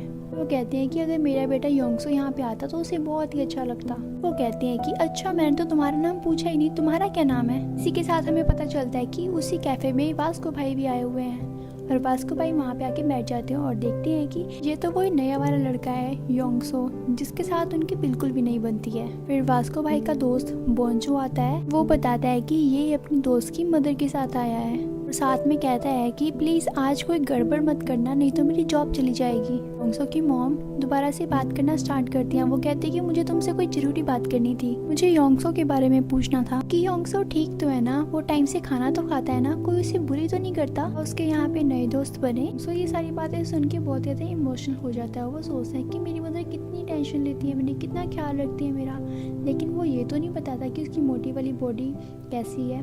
बस वो ये कहता है कि हाँ सब कुछ ठीक है। लेकिन वास्को भाई को लगता है कि योंगसो बहुत ही बुरा लड़का है। सही कि कुछ दिन पहले वो मोटा वाला लड़का तो बुली भी हुआ था, आखिरकार ये सच्चाई क्यों नहीं बता रहा है। और ये सारी बातें सुन के वास्को भाई को बहुत ही ज्यादा गुस्सा आता है। वो अपने हाथ में लिए कैन को बहुत ही जोर से दबा देते हैं, के अंदर से सारा ड्रिंक बाहर गिर जाता है। और उसका फ्रेंड उसे समझाता भी है कि देख भाई, यहाँ पे गुस्सा मत कर। योंगसो यहाँ बैठा बैठा काफी ज्यादा शर्मिंदा भी हो रहा था कि कंटिन्यूसली उसकी मॉम उसकी तारीफ करती ही जा रही हैं। और वो कहती है कि मैं थोड़ी गरीब फैमिली में से हूँ, तुम्हें कहीं शर्मिंदगी तो नहीं हो रही मेरे साथ बैठने में? मेरा बेटा आज से पहले कभी भी इतना मोटा नहीं था, बस काम करने लग गई थी और मैंने फिर अपने बेटे में कभी ध्यान ही नहीं दिया। कहती है कि अगर मैंने अपने बेटे पे ध्यान दिया होता तो वो जैसे अब मोटा है वो कभी भी ऐसा नहीं होता, वो स्मार्ट होता, वो बचपन में बिल्कुल तुम्हारे जैसा दिखता था और अब मैं तुम्हें ध्यान से देख रही हूँ तो तुम बिल्कुल उसी की जैसे दिख रहे हो। और ये सारी बातें सुन के योंगसो अपनी मॉम के बारे में काफी कुछ सोचने लग जाता है। वास्को भाई सोचते हैं कि सभी मिलकर तो मोटे वाले लड़के की बहुत ही ज्यादा रैगिंग करते हैं और उसको परेशान करते हैं, लेकिन ये इसकी मदर से ऐसे क्यों कह रहा है कि वो दोनों अच्छे फ्रेंड्स हैं। ये सारी बातें सुन के वास्को भाई काफी ज्यादा भड़क जाते हैं। इसके साथ उसकी मदर कहती है कि मैंने तो तुम्हारा बहुत ही ज्यादा टाइम ले लिया, मैंने तो बस ये कहना था कि तुम दोनों मिलके रहना और तुम उसका ध्यान रखना, क्योंकि वो बहुत ही ज्यादा मासूम है। और जाने से पहले योंगसो की मॉम बोंजे से उस कार्टून्स के बारे में पूछती हैं कि यहाँ पे रखे हुए थे। वो कहता है ये कार्टून्स कोई ना कोई ले जाता है, आज आप लेके जा सकती हैं। फिर योंगसो की मॉम वो कार्टून्स लेके बाहर आ जाती हैं और योंगसो की मॉम कहती है कि बेटा तुम्हें अच्छा लग रहा होगा ना कि मैं ऐसा काम कर रही हूँ, असल में मैं ये भी बेचती हूँ। फिर योंगसो मन में सोचता है कि मेरी मॉम तो ऑलरेडी काम करती है, फिर ये क्यों बेचती है। फिर योंगसो की मॉम बताती है कि ये तो मैं अपने बेटे के लिए कर रही हूँ, कि उसे एक्स्ट्रा पैसे भी भेजने होते हैं ना, चीज़ों को बेचने से मुझे थोड़े पैसे ज़्यादा मिलते हैं बस। योंगसो अपने मन ही मन में सोचता है कि उसकी मॉम उसे कितनी सपोर्ट करती हैं, उसका कितना ख्याल रखती हैं। और आज तक भी करती ही जा रही हैं। जाने से पहले योंगसू की मॉम योंगसू को पैसे देती हैं और कहती है कि तुम बिल्कुल मेरे बेटे जैसे लगते हो। और योंगसू मना भी करता है पैसे लेने से, लेकिन योंगसू की मॉम उसे डांटती है कि मैं तुमसे बड़ी हूँ, तुम्हें ये पैसे लेने ही पड़ेंगे, तुम ये पैसे ले लो, मुझे ऐसा लगेगा कि मैंने योंगसू को ही दिए हैं। फिर योंगसू वो पैसे रख लेता है और वास्को भाई को ऐसा लगता है कि योंगसू उस बूढ़ी औरत से पैसे मांग रहा है। बेचारी उस बूढ़ी औरत को पैसे भी देने पड़ रहे हैं, यानी कि एक साथ इतनी ज्यादा मिसअंडरस्टैंडिंग हो गई थी। योंगसू की मॉम योंगसू को गुड बाय करके वहाँ से चली जाती हैं। और यहाँ पे वास्को भाई ने इतना ज्यादा गुस्सा करा था कि रेस्टोरेंट से सारे के सारे वहाँ से लोग भाग गए थे। वास्को को तो बस बदला लेना था कि वो मोटे वाले लड़के के पैसे ऐसे नहीं ले सकता है। मनी मन सोचता है कि वो उस लड़के से पैसे लेगा और मोटे वाले योंगसू को दे देगा जाके। इसीलिए वो योंगसू को अकेली जगह में मिलने के लिए बुलाता है। वास्को योंगसू को कहता है कि तुम अपना कोट उतारो, अब तो तुम्हें लड़ना ही होगा। लेकिन योंगसू को समझ नहीं आ रहा होता कि आखिरकार वास्को को हुआ क्या है, ये लड़ना क्यों चाहता है मुझसे। और फिर योंगसू कहता है कि आखिरकार आप जानते ही कितना है मेरे बारे में, आप लड़ना क्यों चाहते हैं मुझसे। इसी के साथ वास्को योंगसू से कहता है कि जो तुम्हारे पास पैसे हैं वो मुझे वापस कर दो, क्योंकि वो पैसे तुम्हारे नहीं हैं। हालांकि वास्को को कहना चाहिए था कि ये पैसे मोटे वाले योंगसू के हैं, मैं पैसे उसको दूंगा जाके, तुम्हारे ये पैसे नहीं हैं। लेकिन योंगसू सोचता है कि मैं तो वास्को को अच्छा मानता था, लेकिन ये तो बाकी लड़कों जैसा ही है, ये तो मुझसे पैसे मांग रहा है, इस दुनिया में कोई अच्छा इंसान होता ही नहीं है। दूसरी तरफ वास्को को लगता है कि योंगसू पैसे नहीं देगा, यानी कि वो आज के बाद उस लेडी से पैसे मांगता ही रहेगा, इसे तो अब मजा चखाना ही पड़ेगा। इसी के बाद इन दोनों में काफी ज्यादा फाइट होनी स्टार्ट हो जाती है, जिसके बाद वास्को बहुत ही बुरी तरीके से पंच मारना शुरू करता है। लेकिन एक भी पंच योंगसू को लगता नहीं है, वो हर एक पंच से बचता जाता है। अब योंगसू जिंगसो से सीखे हुए पंच को आजमाने की कोशिश करता है। वास्को को एक भी पंच नहीं लगता और वास्को के पंच की स्पीड इतनी ज्यादा तेज थी कि योंगसू के फेस पे एक कट भी लग जाता है। आखिरकार योंगसू एक पंच मारता ही है, लेकिन फिर भी वास्को बच जाता है। यहाँ पे वास्को योंगसू को पंच मारने ही वाला था, तब यहाँ पे सीन कट हो जाता है। कुछ देर के बाद सीन दिखाया जाता है कि गोमजू यहाँ पे आ जाता है और पता चलता है कि योंगसू को तो कुछ भी नहीं हुआ। यहाँ तो वास्को नीचे हारा हुआ गिरा हुआ है। वो कहता है कि मेरी टाइमिंग तो बिल्कुल सही थी। अभी योंगसू ने रिवर्स पंच मारा। फिर योंगसू सोचता है कि आखिरकार योंगसू को इतनी अच्छी टेक्निक कैसे आ गई। गोमजू को पता था कि आखिरकार वास्को को आज से पहले कभी भी किसी ने नहीं हराया है और योंगसू ने इतनी बुरी तरीके से उसे हराया है कि वो जमीन पे गिर गया है। यहाँ रात होने पे योंगसू की बॉडी जब चेंज हो गई थी, मोटा वाला योंगसू सोच रहा था कि आखिरकार उसने वास्को को हरा कैसे दिया, न जाने उसकी बॉडी कैसे रिएक्ट कर गई और उसने सब कुछ ठीक कर दिया। और तभी वहाँ पे वास्को आ जाता है और वास्को मोटे वाले योंगसू को देख के सोचता है कि मैं तो तुम्हारे पैसे भी नहीं वापस ला पाया। और फिर वास्को उससे सॉरी मांगता है, कहता है कि मुझे माफ कर दो, मैं तुम्हारे पैसे वापस नहीं ला पाया। और यहाँ पे योंगसू सोच में पड़ जाता है कि वास्को किस पैसों के बारे में बात कर रहा है। और साथ ही वास्को जब जाता है तो वो उसे कहता है कि तुम बुरे लड़के नहीं हो, बस तुम्हें थोड़ा स्ट्रॉन्ग बनने की जरूरत है और तुम भी लड़ सकते हो, तुम्हें डरने की जरूरत बिल्कुल भी नहीं है। और जब वास्को वहाँ से चला जाता है तो योंगसू सोचता है बिल्कुल सही तो बोला है उसने, वास्को ने मेरे लिए सही तो बोला है। मेरी इस हैंडसम वाली बॉडी को देख के कोई भी फाइट नहीं करता और मेरी मोटी वाली बॉडी को देख के मुझे सभी बुली करते हैं। फिर वो अपनी ही शॉप में पुशअप करना स्टार्ट करता है और इसी के साथ वहाँ पे बहुत ही सुंदर सी लड़की वहाँ पे पहुँच जाती है और इसी के साथ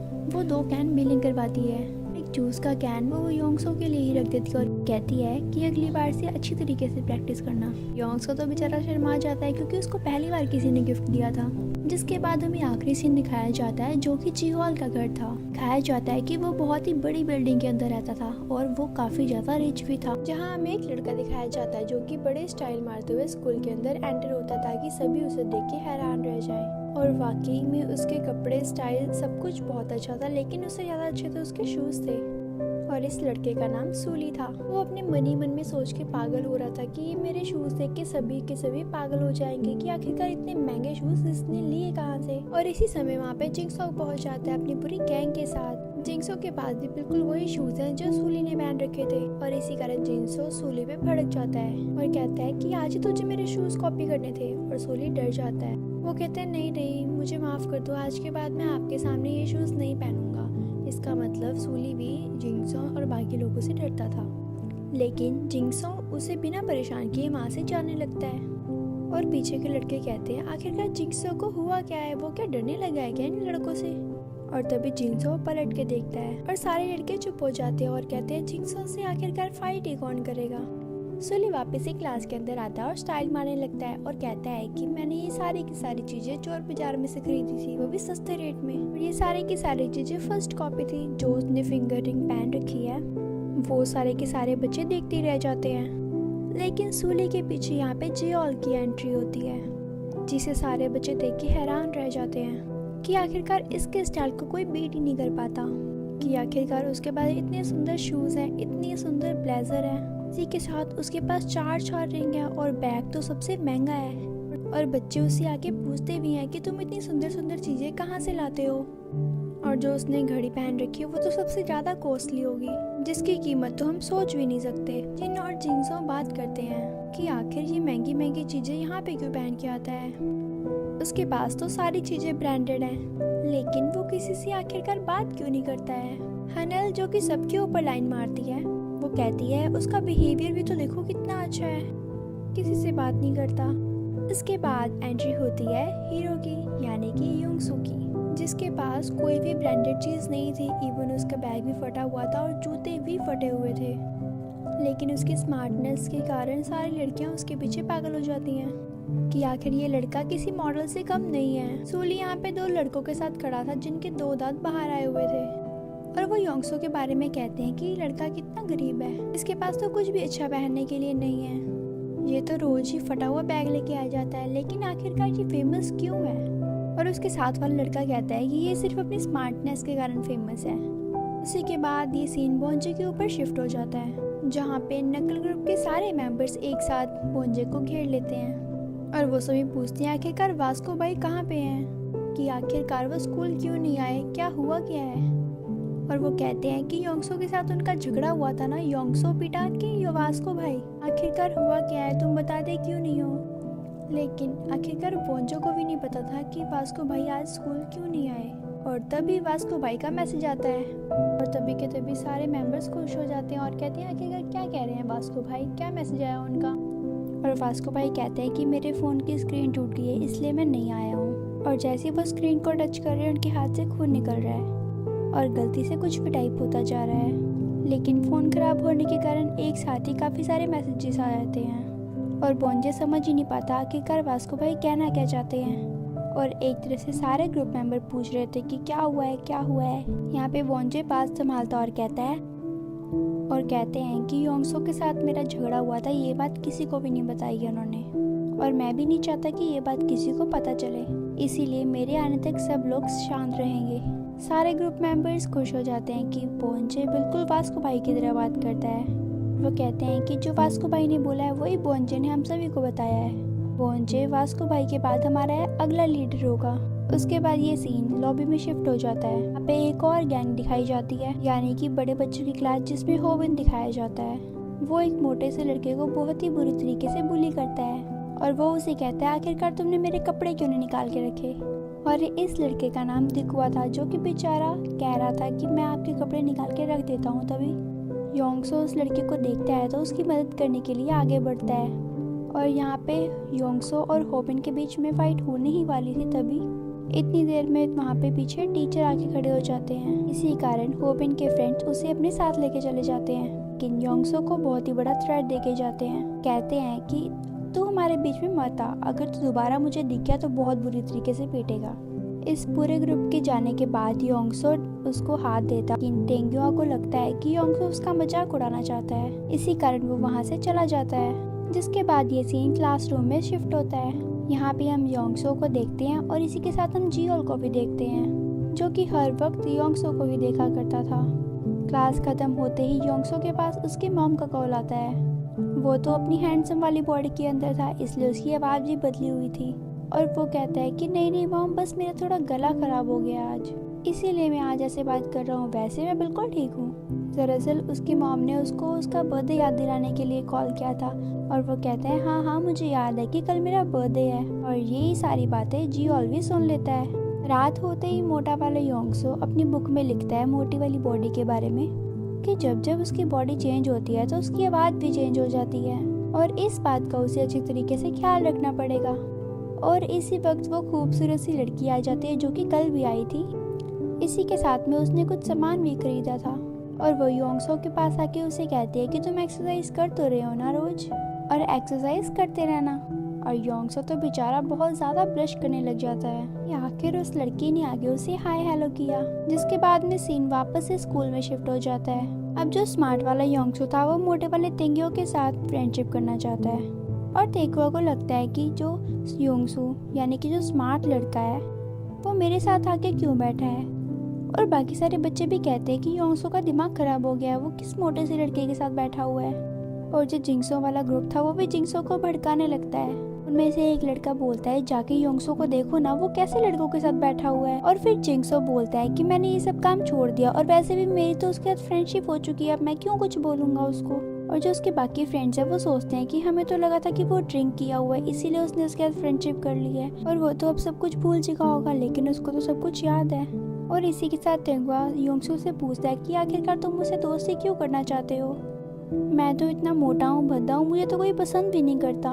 और इसी के साथ योंगसू कहता है कि मैं भी बिल्कुल तुम्हारे जैसा ही हूँ। इसी के साथ उसे अपनी मॉम की याद आती है कि वो कहते थे कि हमेशा अच्छे से रहना, हमेशा साथ में रहना, अपने जैसे लोगों से भी फ्रेंडशिप करना। तेकुआ को लगता है कि वो सिर्फ मेरा मजाक उड़ाने के लिए ऐसा कह रहा है और मैं तो उसके जैसे बिल्कुल भी नहीं दिखता। और योंगसू कहता है कि ऐसा कुछ भी नहीं है, मेरे पास में भी अच्छी चीजें नहीं है। कहता है कि तुम रुको, मैं पानी लेके आता हूँ। जब वो पानी लेने जाता है तो पूरे क्लास के बच्चे योंगसू को देख ही रहे थे कि आखिरकार ये करना क्या चाहता है, न जाने कैसे कैसे लड़कों के साथ बैठता है। सोली और उसके साथ जो दो लड़के बैठे थे कहते हैं कि अगर हमें ये मिल गया तो हम इसको बुरी तरीके से मारेंगे। इसी के साथ नकल गैंग के कुछ मेंबर्स बदला लेना चाहते थे और ये सारी चीजें जियोल सुन चुका था। के बाद ये सीन नकल गैंग के कुछ मेंबर्स पे शिफ्ट हो जाता है। वो कहते हैं कि अगर वास्को भाई नहीं है तो क्या हुआ, हम तो योंगसू से बदला लेकर ही रहेंगे। बाकी के 3 लड़के कहते हैं कि हमें वास्को भाई का इंतजार करना चाहिए। तभी एक लड़का बताता है कि वास्को भाई यहाँ पे नहीं है, जो भी पहुंचने का है वो सब कुछ झूठ का है और उसने सब कुछ झूठ बोला था। हमने ये ग्रुप सिर्फ वास्को भाई की बात मानने के लिए बनाया था, ना कि पहुंचे की बात मानने के लिए। इसी कारण हम तो उसे जरूर मारेंगे। इसके बाद ये सीन योंगसू के ऊपर शिफ्ट हो जाता है। उससे मिलने के लिए जियोल आता है और उसे एक बैग देता है जिसके ऊपर हैप्पी बर्थडे लिखा था और योंगसू बड़ा खुश हो जाता है। और जब वो बैग खोल के देखता है उसके अंदर काफी महंगी महंगी चीजें थी और योंगसू जियोल से कहता है कि मैं इसे नहीं ले सकता, ये काफी ज्यादा महंगी है। और योंगसू कहता है मुझे बहुत ज्यादा खुशी हुई कि तुमने मेरा बर्थडे याद रखा और तुमने मुझे विश भी किया। और जियोल कहता है अगर तुम नहीं लोगे तो वैसे भी मैं इसको फेंकने ही वाला हूँ और तुम भी इसे फेंक सकते हो। और फिर योंगसू कहता है अच्छा तुम इतनी महंगी चीजों को फेंकने वाले हो, अगर तुम फेंकने वाले हो तो फिर मैं इन चीजों को ले लूंगा। और योंगसू कहता है अच्छा हुआ तुमने मेरे को ये चीजें दे दी, वैसे भी तुम फेंकने वाले थे तो मैं ही रख लेता हूँ इसको। वो कहता है कि आज तक मेरा बर्थडे किसी ने भी याद नहीं रखा। इतनी देर में जियोल अपनी गाड़ी लेता और निकल ही जाता है और पता चलता है कि जियोल एक नहीं काफी सारे बैग लेके आया था योंगसू के लिए। उसी के साथ छोटा सा सीन ये भी दिखाया जाता है कि नकल गैंग के जो भी लोग योंगसू के ऊपर अटैक करने वाले थे जियोल ने उन सभी को मार पीट के बिठा रखा था।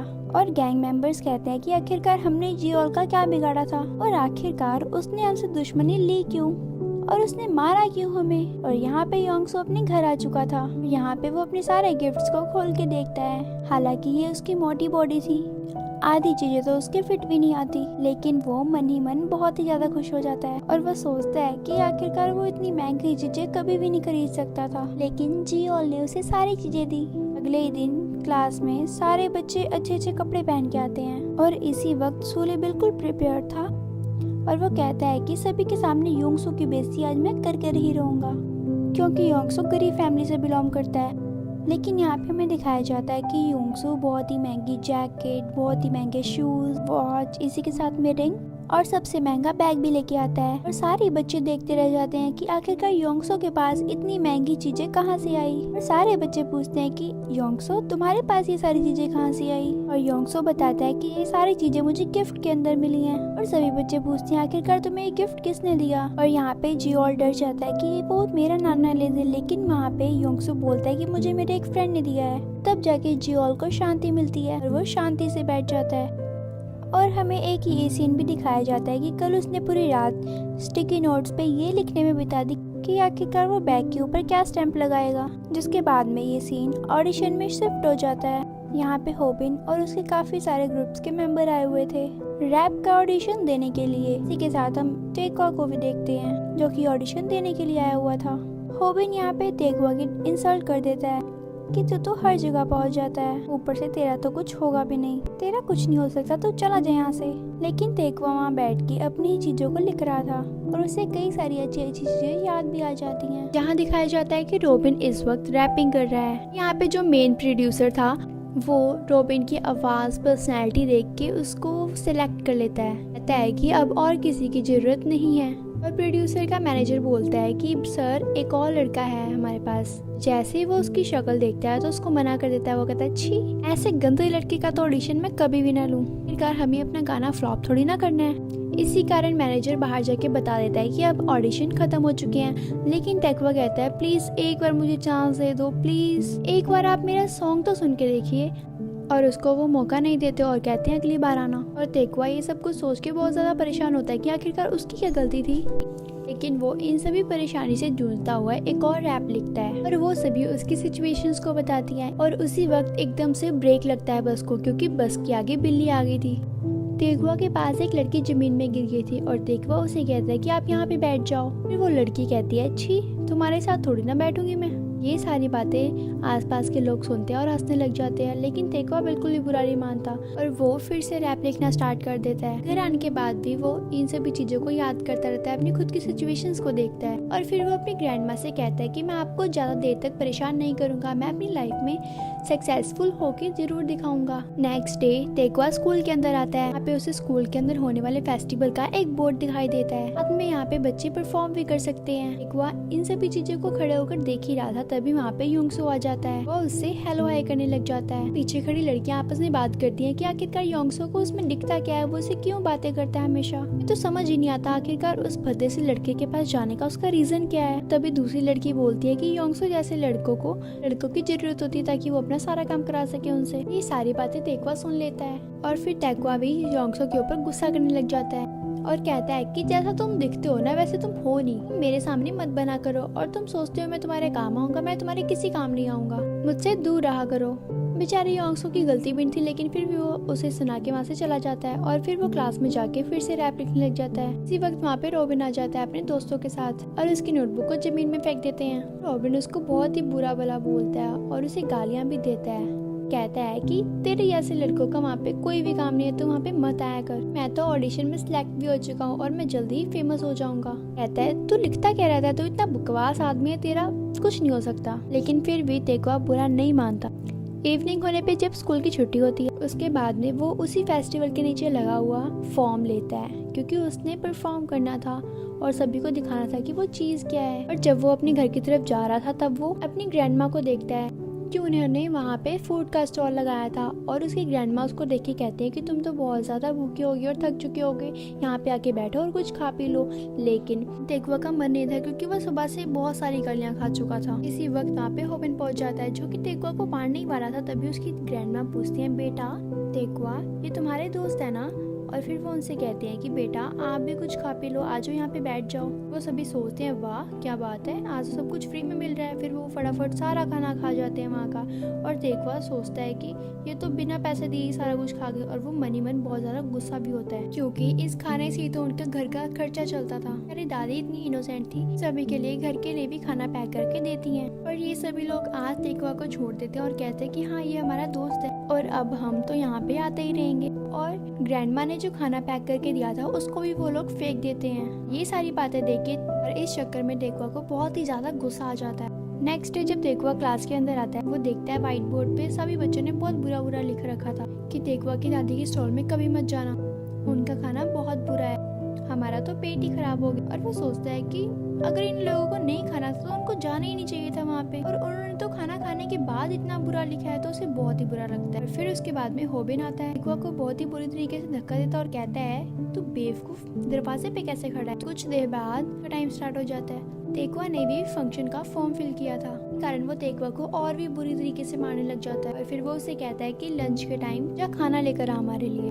तेकवा तो कुछ बोल भी नहीं पाता और ये सारी चीजें योंगसो साइड में खड़ा हुआ सुन रहा था। जीहो भी उसके पास में खड़ा और वो बोलता है कि मेरे साथ भी पहले ऐसे ही हुआ करता था। तेकवा इसके बाद में उन तीनों के लिए खाना लेकर आता है, लेकिन होबिन उस खाने को भी नीचे गिरा देता है और बोलता है कि जो खाना तू खाएगा वो खाना मैं खाऊंगा क्या।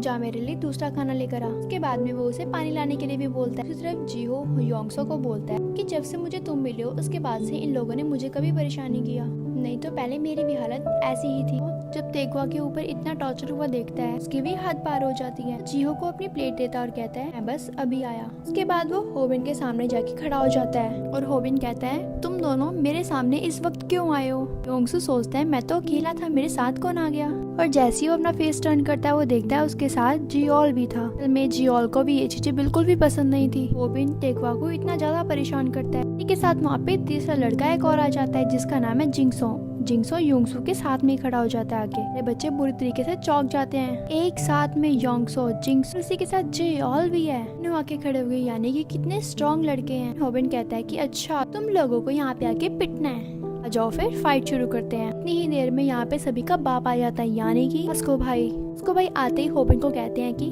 भूल गया है क्या कि आखिरकार तू बात किससे कर रहा है, बहुत नाटक हो चुका है, तू निकल यहाँ से। तो होबिन कहता है बात है वास्को, इतने दिनों से तू कहाँ गायब था, मैंने सुना है कि तुझे चोट लगी थी, इसी कारण तू इतने दिनों बाद स्कूल आया है। जब ये सारी बातें योंगसो सुनता है और वो सोचता है कि लास्ट फाइट में उसने वास्को को कुछ ज्यादा ही मार दिया था और शायद इसी चक्कर में वो इतने दिनों से स्कूल नहीं आया था। इस बात का उसे बहुत ज्यादा गिल्ट था। इसके बाद वास्को अपना फोन अपने दोस्त को दे देता है और बोंजे को कहता है कि इस फोन को संभालो, पिछली फाइट के अंदर मेरा फोन टूट गया था और इस चक्कर में मेरे बहुत पैसे लग गए। वास्को पूरी तरीके से रेडी था और उसके दोस्तों के साथ लड़ने के लिए कि एक साथ में 4 लोग। उनको लग रहा था कि एक साथ इतने सारे उसका बचना तो बहुत ही मुश्किल है। और वो बड़ी सी टेबल को उछाल के गिरा देता है। कहता है मैं अगली बार वापस से फिर से आऊंगा, उस तेगवा को तो मैं देख लूंगा, देखता हूँ मैं भी कौन बचाता है इसको। उसके जाने के बाद वास्को योंगसो से पूछता है कि आखिरकार तू उसे बचाने के लिए क्यों आया। योंगसो कहता है कि मुझे अच्छा नहीं लग रहा था कि वो उसे बुली कर रहे थे। और तभी वास्को भाई कहते हैं अगर तुझे इतना बुरा लग रहा था तो उस दिन तूने उस मोटे वाले लड़के के पैसे वापस क्यों नहीं किए।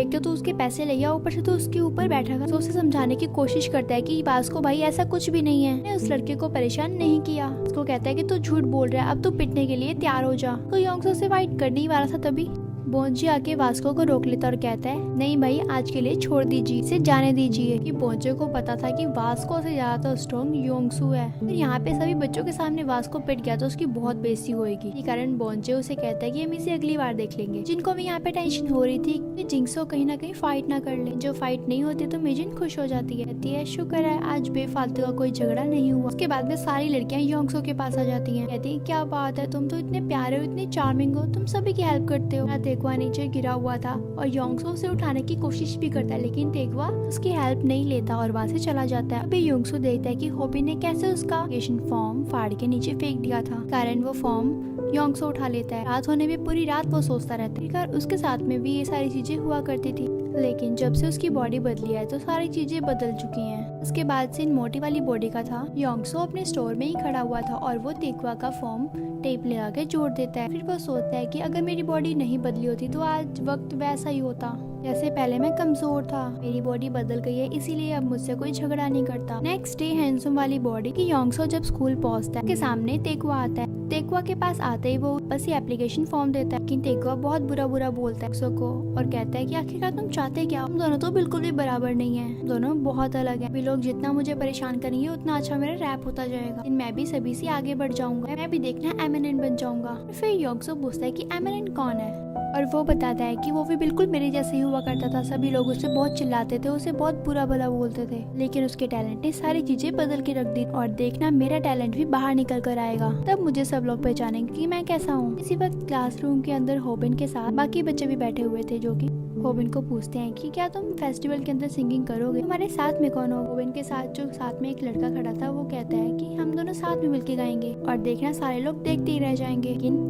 आखिर इस मोटे का क्या किया जाए, यानी कि तेगवा का। स्कूल खत्म होने के बाद तेगवा को होबिन के दोस्त बहुत बुरी तरीके से मारते हैं और इस बार तो वो उसका फॉर्म भी फाड़ देते हैं और उसके जितने भी नोट्स थे और जो भी उसने रैप्स लिखे थे सारा कुछ फाड़ के हवा में उड़ा देते हैं और तेगवा को बहुत बुरा बोलते हैं कि तू हमारी बराबरी कभी नहीं कर सकता, चाहे तो कुछ भी कर ले, तू गाना गा ही नहीं सकता, मेरा कुछ नहीं हो सकता इस लाइफ में। इस तरफ योंगसो को हम देखते हैं कि इसे क्लासरूम साफ करने की ड्यूटी मिली थी। उसका ध्यान भी फेस्टिवल में जाता है। स्कूल में होने वाले फेस्टिवल के बारे में वो हनल से पूछता है और हनल बोलती है कि ये हर साल होता है और ये सबसे बड़ा कंपटीशन होता है। है। बाहर से भी बच्चे आते हैं, क्या तुम इसमें पार्टिसिपेट करोगे? तो एक ही बार में जीत जाओगे। फिर योंगसो अभी के लिए तो मना कर देता है। उसके बाद में क्लासरूम के अंदर आ जाता है। फिर वो मनी मन सोचता है अभी तक मैंने गाया भी है और सभी मेरी तारीफ भी बहुत करते हैं। मैं जब भी परेशान होता हूँ तो मैं तो गाना गुनगुनाता हूँ, लेकिन सब लोगों के सामने आखिरकार मैं कैसे गा पाऊंगा? वहाँ पे कोई मुझे पसंद करेगा भी कि नहीं? लेकिन मेरी लुक्स को तो सभी पसंद करते हैं। लेकिन उसे ये भी आ जाता है कि देखो उसके ऊपर कैसे जोर से चिल्लाया था कि मुझसे बात मत करो, मुझसे दूर रहो।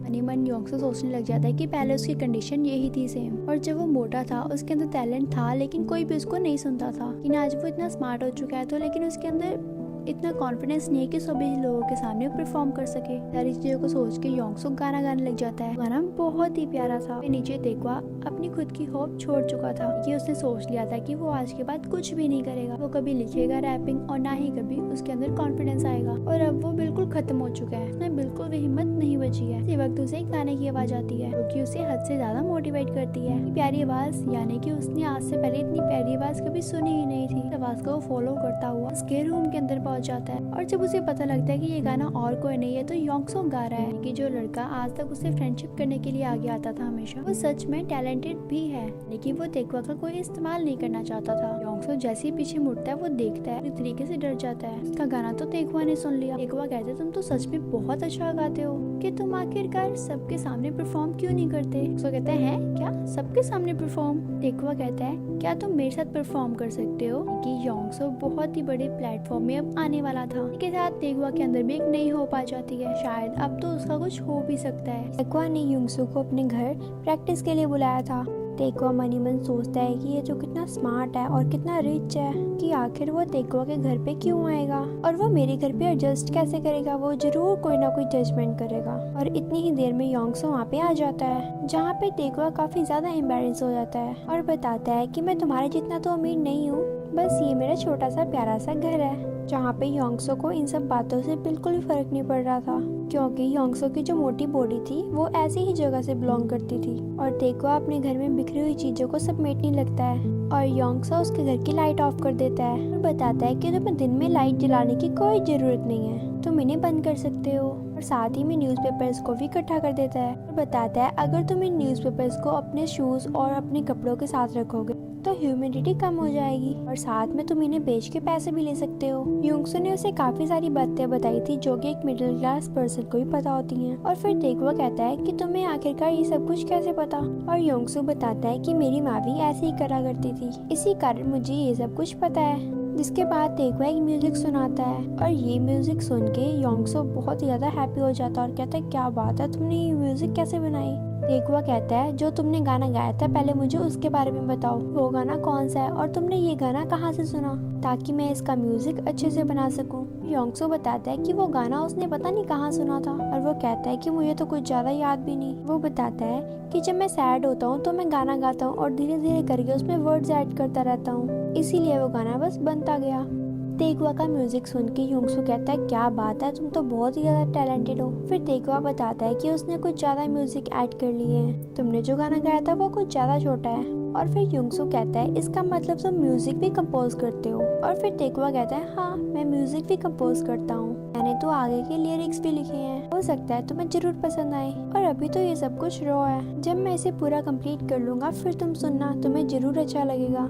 और योंगसो सोचता ही रह जाता है कि आखिरकार देखवा के अंदर कितना टैलेंट है, वो लिखता भी है और गाता भी है, ऊपर से वो म्यूजिक भी कंपोज करता है। आखिर उसके टैलेंट को कोई पहचान क्यों नहीं पाता है? जिसके बाद ये दोनों प्रैक्टिस करते हैं और योंगसो को वापस से जाना था और योंगसो देखवा से कहता है कि मुझे माफ करना, मुझे नाइट शिफ्ट पे भी जाना होता है। और फिर देखवा कहता है कि तुम भी तो कितने ज्यादा मेहनती हो, स्कूल जाने के बाद तुम भी तो जॉब करते हो, कोई बात नहीं आज हम प्रैक्टिस नहीं कर पाए तो।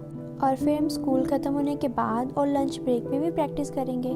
इसी वक्त देखवा की दादी का स्टॉल आ जाता है और देखवा फिर से अपनी पुरानी इमेजिनेशन के अंदर चला जाता है कि कैसे रोबिन अपने दोस्तों के साथ आया था और सारा खाना भी खा के चला गया था और उसने तो कुछ खाना फेंक भी दिया, उसके बाद भी वो देखवा को मारता है। कि योंगसो तो उसका बिल्कुल ऑपोजिट था, वो उसकी दादी से बहुत ही अच्छे तरीके से बात करता है और दादी योंगसो की बात सुन के बहुत ही ज्यादा खुश हो गई थी। आखिरकार उसके पोते यानी कि देखवा का इतना अच्छा दोस्त है। और उसकी दादी योंगसो को भी ऑफर करती है खाने के लिए, लेकिन योंगसो मना कर देता है। वो कहता है थैंक यू दादी, बट आज मैं नहीं खा पाऊंगा, आज तो मैंने खाना खा लिया है, मैं आपके पास अगली बार जरूर आऊंगा। इस चीज को तेकवा देख के बहुत ही ज्यादा खुश हो जाता है। योंगसो को भी भूख लग रही थी लेकिन उसने फिर भी खाना नहीं खाया और फ्री में तो बिल्कुल भी नहीं खाया। और तब जाके तेकवा एकदम श्योर हो गया था कि योंगसो बहुत ही अच्छा लड़का है। इसके बाद ये सीन म्यूजिक प्रोड्यूसर के ऊपर शिफ्ट हो जाता है। ने एक राइटर से होबिन के लिए पूरी एक स्क्रिप्ट लिखवाई थी, एक ऐसा रैप लिखवाया था जो कि बाकी बच्चों को पसंद आए, लेकिन इस रैप को वो स्कूल में होने वाले म्यूजिक कंपटीशन में वो टेस्ट करना चाहता था। होबिन के साथ उसके दोस्त को भी गाना था। अगर ये सारे बच्चों को पसंद आता है फिर प्रोड्यूसर इस रैप को प्रोड्यूस करेगा, साथ ही में होबिन का डेब्यू रैप होगा। इस बात से रॉबिन और उसका दोस्त बहुत ही ज्यादा खुश हो जाते हैं। ये दोनों तो बहुत ही जल्दी स्टार बनने वाले हैं। नेक्स्ट डे तेकवा पूरी की पूरी स्क्रिप्ट बना के ले आया। ये सारी चीजें देख के योंगसो तो बहुत ही ज्यादा शॉक्ड हो जाता है। जैसे टाइम में तुमने इतना कुछ बना लिया, तुमने तो बहुत ही बड़ा काम किया है, अब तो बस मुझे इसे याद करना है। यहाँ पे तेकवा योंगसो को कहता है कि हमारे पास सिर्फ 2 हफ्ते बचे हैं, इस बीच में तुमने याद भी करना है और प्रैक्टिस भी करनी है, बहुत कुछ करना है, ऊपर से थोड़ा बहुत ध्यान भी देना है गाने में कि तुम्हारी टेक्निकल चीजें कुछ बिगड़ी हुई हैं। यहाँ पे योंगसो कहता है कि हाँ मेरी कुछ चीजें बिगड़ी हुई तो हैं। यहाँ पे तेकवा कहता है कि तुम टेंशन मत लो, तुम बस गाने को याद करो अच्छे से, बाकी तुम देखना सब कुछ ठीक हो जाएगा। और उसके बाद योंगसो ने इतनी ज्यादा प्रैक्टिस की कि उसके गले में दर्द होने लग जाता है। और फिर तेकवा कहता है कि तुम इतनी भी ज्यादा प्रैक्टिस मत करो, अगर तुम्हारे गले में ज्यादा दर्द हो गया तो तुम आगे जाके गाना नहीं गा पाओगे। और उस पूरी रात योंगसो सोचता ही रह जाता है कि तेकवा ने अपनी लाइफ में कितना कुछ किया। और योंगसो भी तो वैसे ही फैमिली से बिलोंग करता है, वो भी इतना ही गरीब था और उसकी मॉम भी इतनी गरीब थी, लेकिन आज तक उसने अभी तक कुछ नहीं किया था, बल्कि सारा का सारा दोस्त अपनी माँ को देता रहा। उसकी माँ ने उसके लिए कुछ नहीं किया, बस यही बोलता रहता था वो। इसी के ऑपोजिट तेकवा, उसको तो सभी मारते पीटते रहते हैं लेकिन वो फिर भी कितना ज्यादा टैलेंटेड है। वो सोचता है कि अब तो तेकवा के लिए उसे कुछ ना कुछ करना ही पड़ेगा, आज जाके उसके पास मौका आया है वो खुद को प्रूव कर सके, साथ ही में तेकवा की हेल्प भी कर सके। के बाद में वो अपनी मोटी वाली बॉडी में तो उठ जाता है और काम के लिए निकल जाता है। और वो अपने स्टोर में रात के अंदर गाना गा रहा था, प्रैक्टिस कर रहा था। फिर उसे बात समझ आती है कि उसकी जो मोटी वाली बॉडी है उसके गले में तो बिल्कुल भी दर्द नहीं है। इसका मतलब है कि वो पूरे दिन प्रैक्टिस कर सकता है, नहीं कि अलग अलग बॉडी में रह के कंटिन्यूसली प्रैक्टिस हो सकती है। इसी वक्त वो सुंदर सी लड़की आ जाती है, कहती है क्या बात है, आज तो तुम गाना गा रहे हो। और फिर वो डर जाता है कि इस लड़की ने तो मेरा गाना सुन लिया,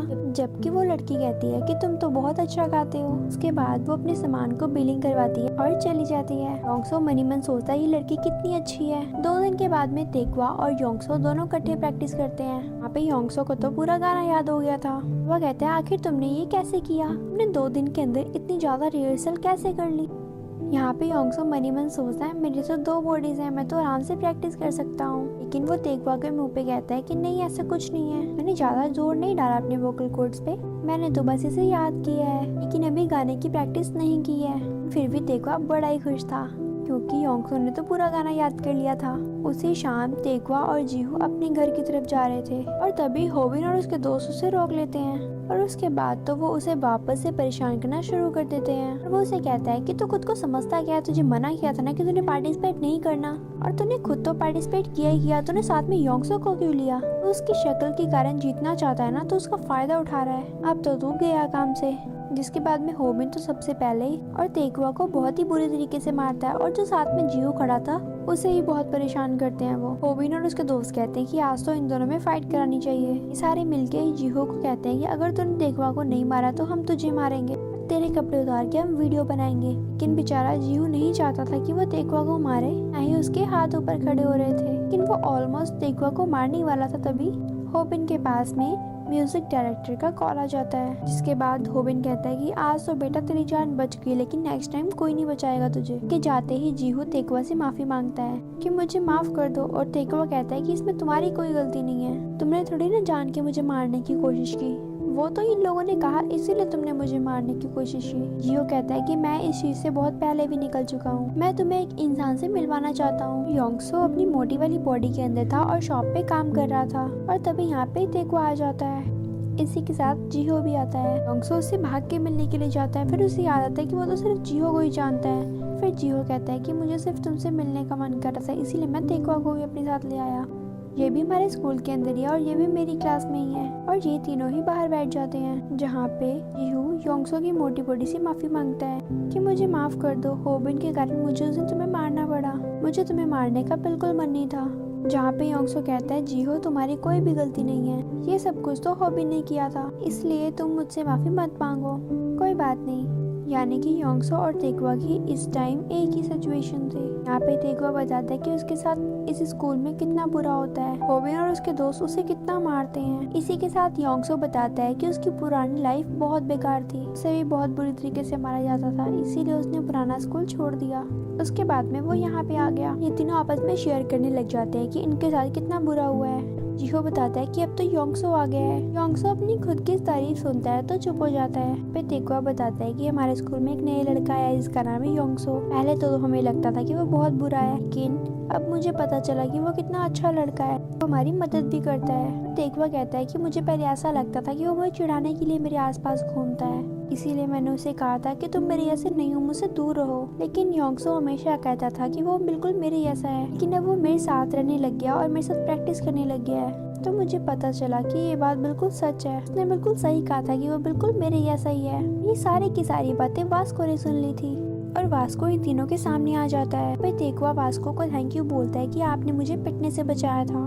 वास्को कहता है कि पहले मुझे ये बताओ कि जो तुम तीनों योंगसो के बारे में कह रहे हो क्या वो बिल्कुल सच है। तेगवा और जीहो तो दोनों कहते हैं कि हाँ ये सच है।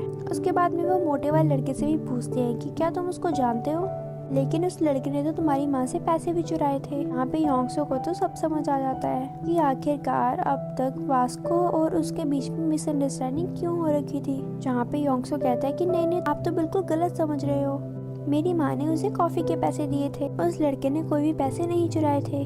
फिर वो पूछता है मोटे वाले लड़के से कि तुम्हें योंगसो कैसा लगता है, क्या उसने सच में मदद की थी। मोटा वाला योंगसो कहता है हाँ बिल्कुल। जाके वास्को को क्लियर होता है कि आखिरकार आज तक उसकी और योंगसो के बीच में मिसअंडरस्टैंडिंग्स थी, उसने बेमतलब में योंगसो से झगड़ा कर लिया था। और फिर वो सोचता है कि अब जाके तो मैं उससे जरूर दोस्ती करूंगा। आने से पहले ये तीन लड़कों से कहता है कि तुम्हें मजबूत बनना होगा, अगर तुम्हें ट्रेनिंग करनी हो तो मेरे पास में आ जाना। यहाँ पे नेक्स्ट डे तेगवा और योंगसो प्रैक्टिस कर रहे थे, साथ ही में जीहो भी खड़ा था। इन दोनों की प्रैक्टिस इतनी गजब की थी, इतनी कमाल की थी कि तेगवा तो देखते ही रह जाता है कि योंगसो तो इतना सुंदर है ही और उसके साथ इतना टैलेंटेड भी है।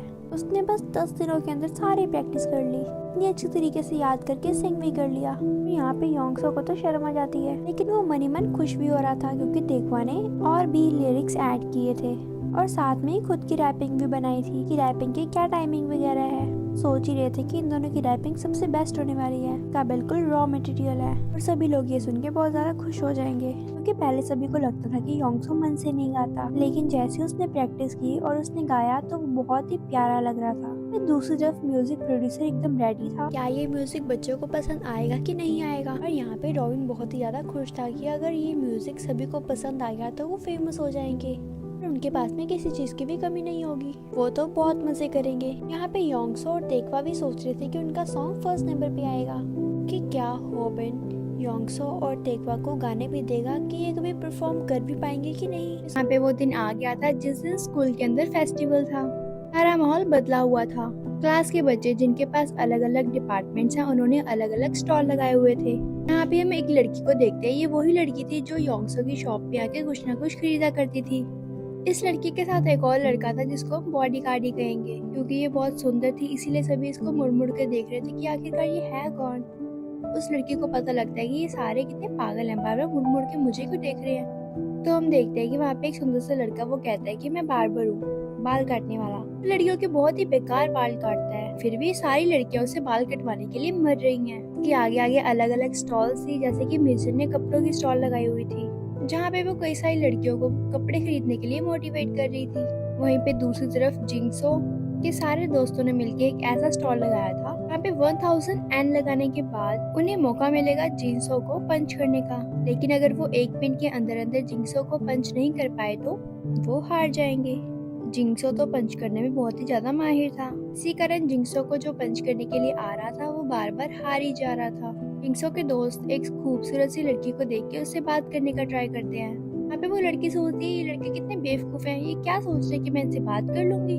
उसके पीछे पीछे उसका बॉडीगार्ड भी उसके साथ आगे बढ़ जाता है और सभी लोग उस बॉडीगार्ड को देखते ही रह जाते हैं। इसी के साथ हम योंगसो और तेगवा को भी देखते हैं, लेकिन योंगसो तो डरा हुआ था। वो कहता है मुझे तो लगा था कि ये फंक्शन नॉर्मल होगा, लेकिन यहाँ तो बहुत बड़ा स्टेज है, आखिरकार मैं इतने बड़े स्टेज पे कैसे परफॉर्म करूंगा।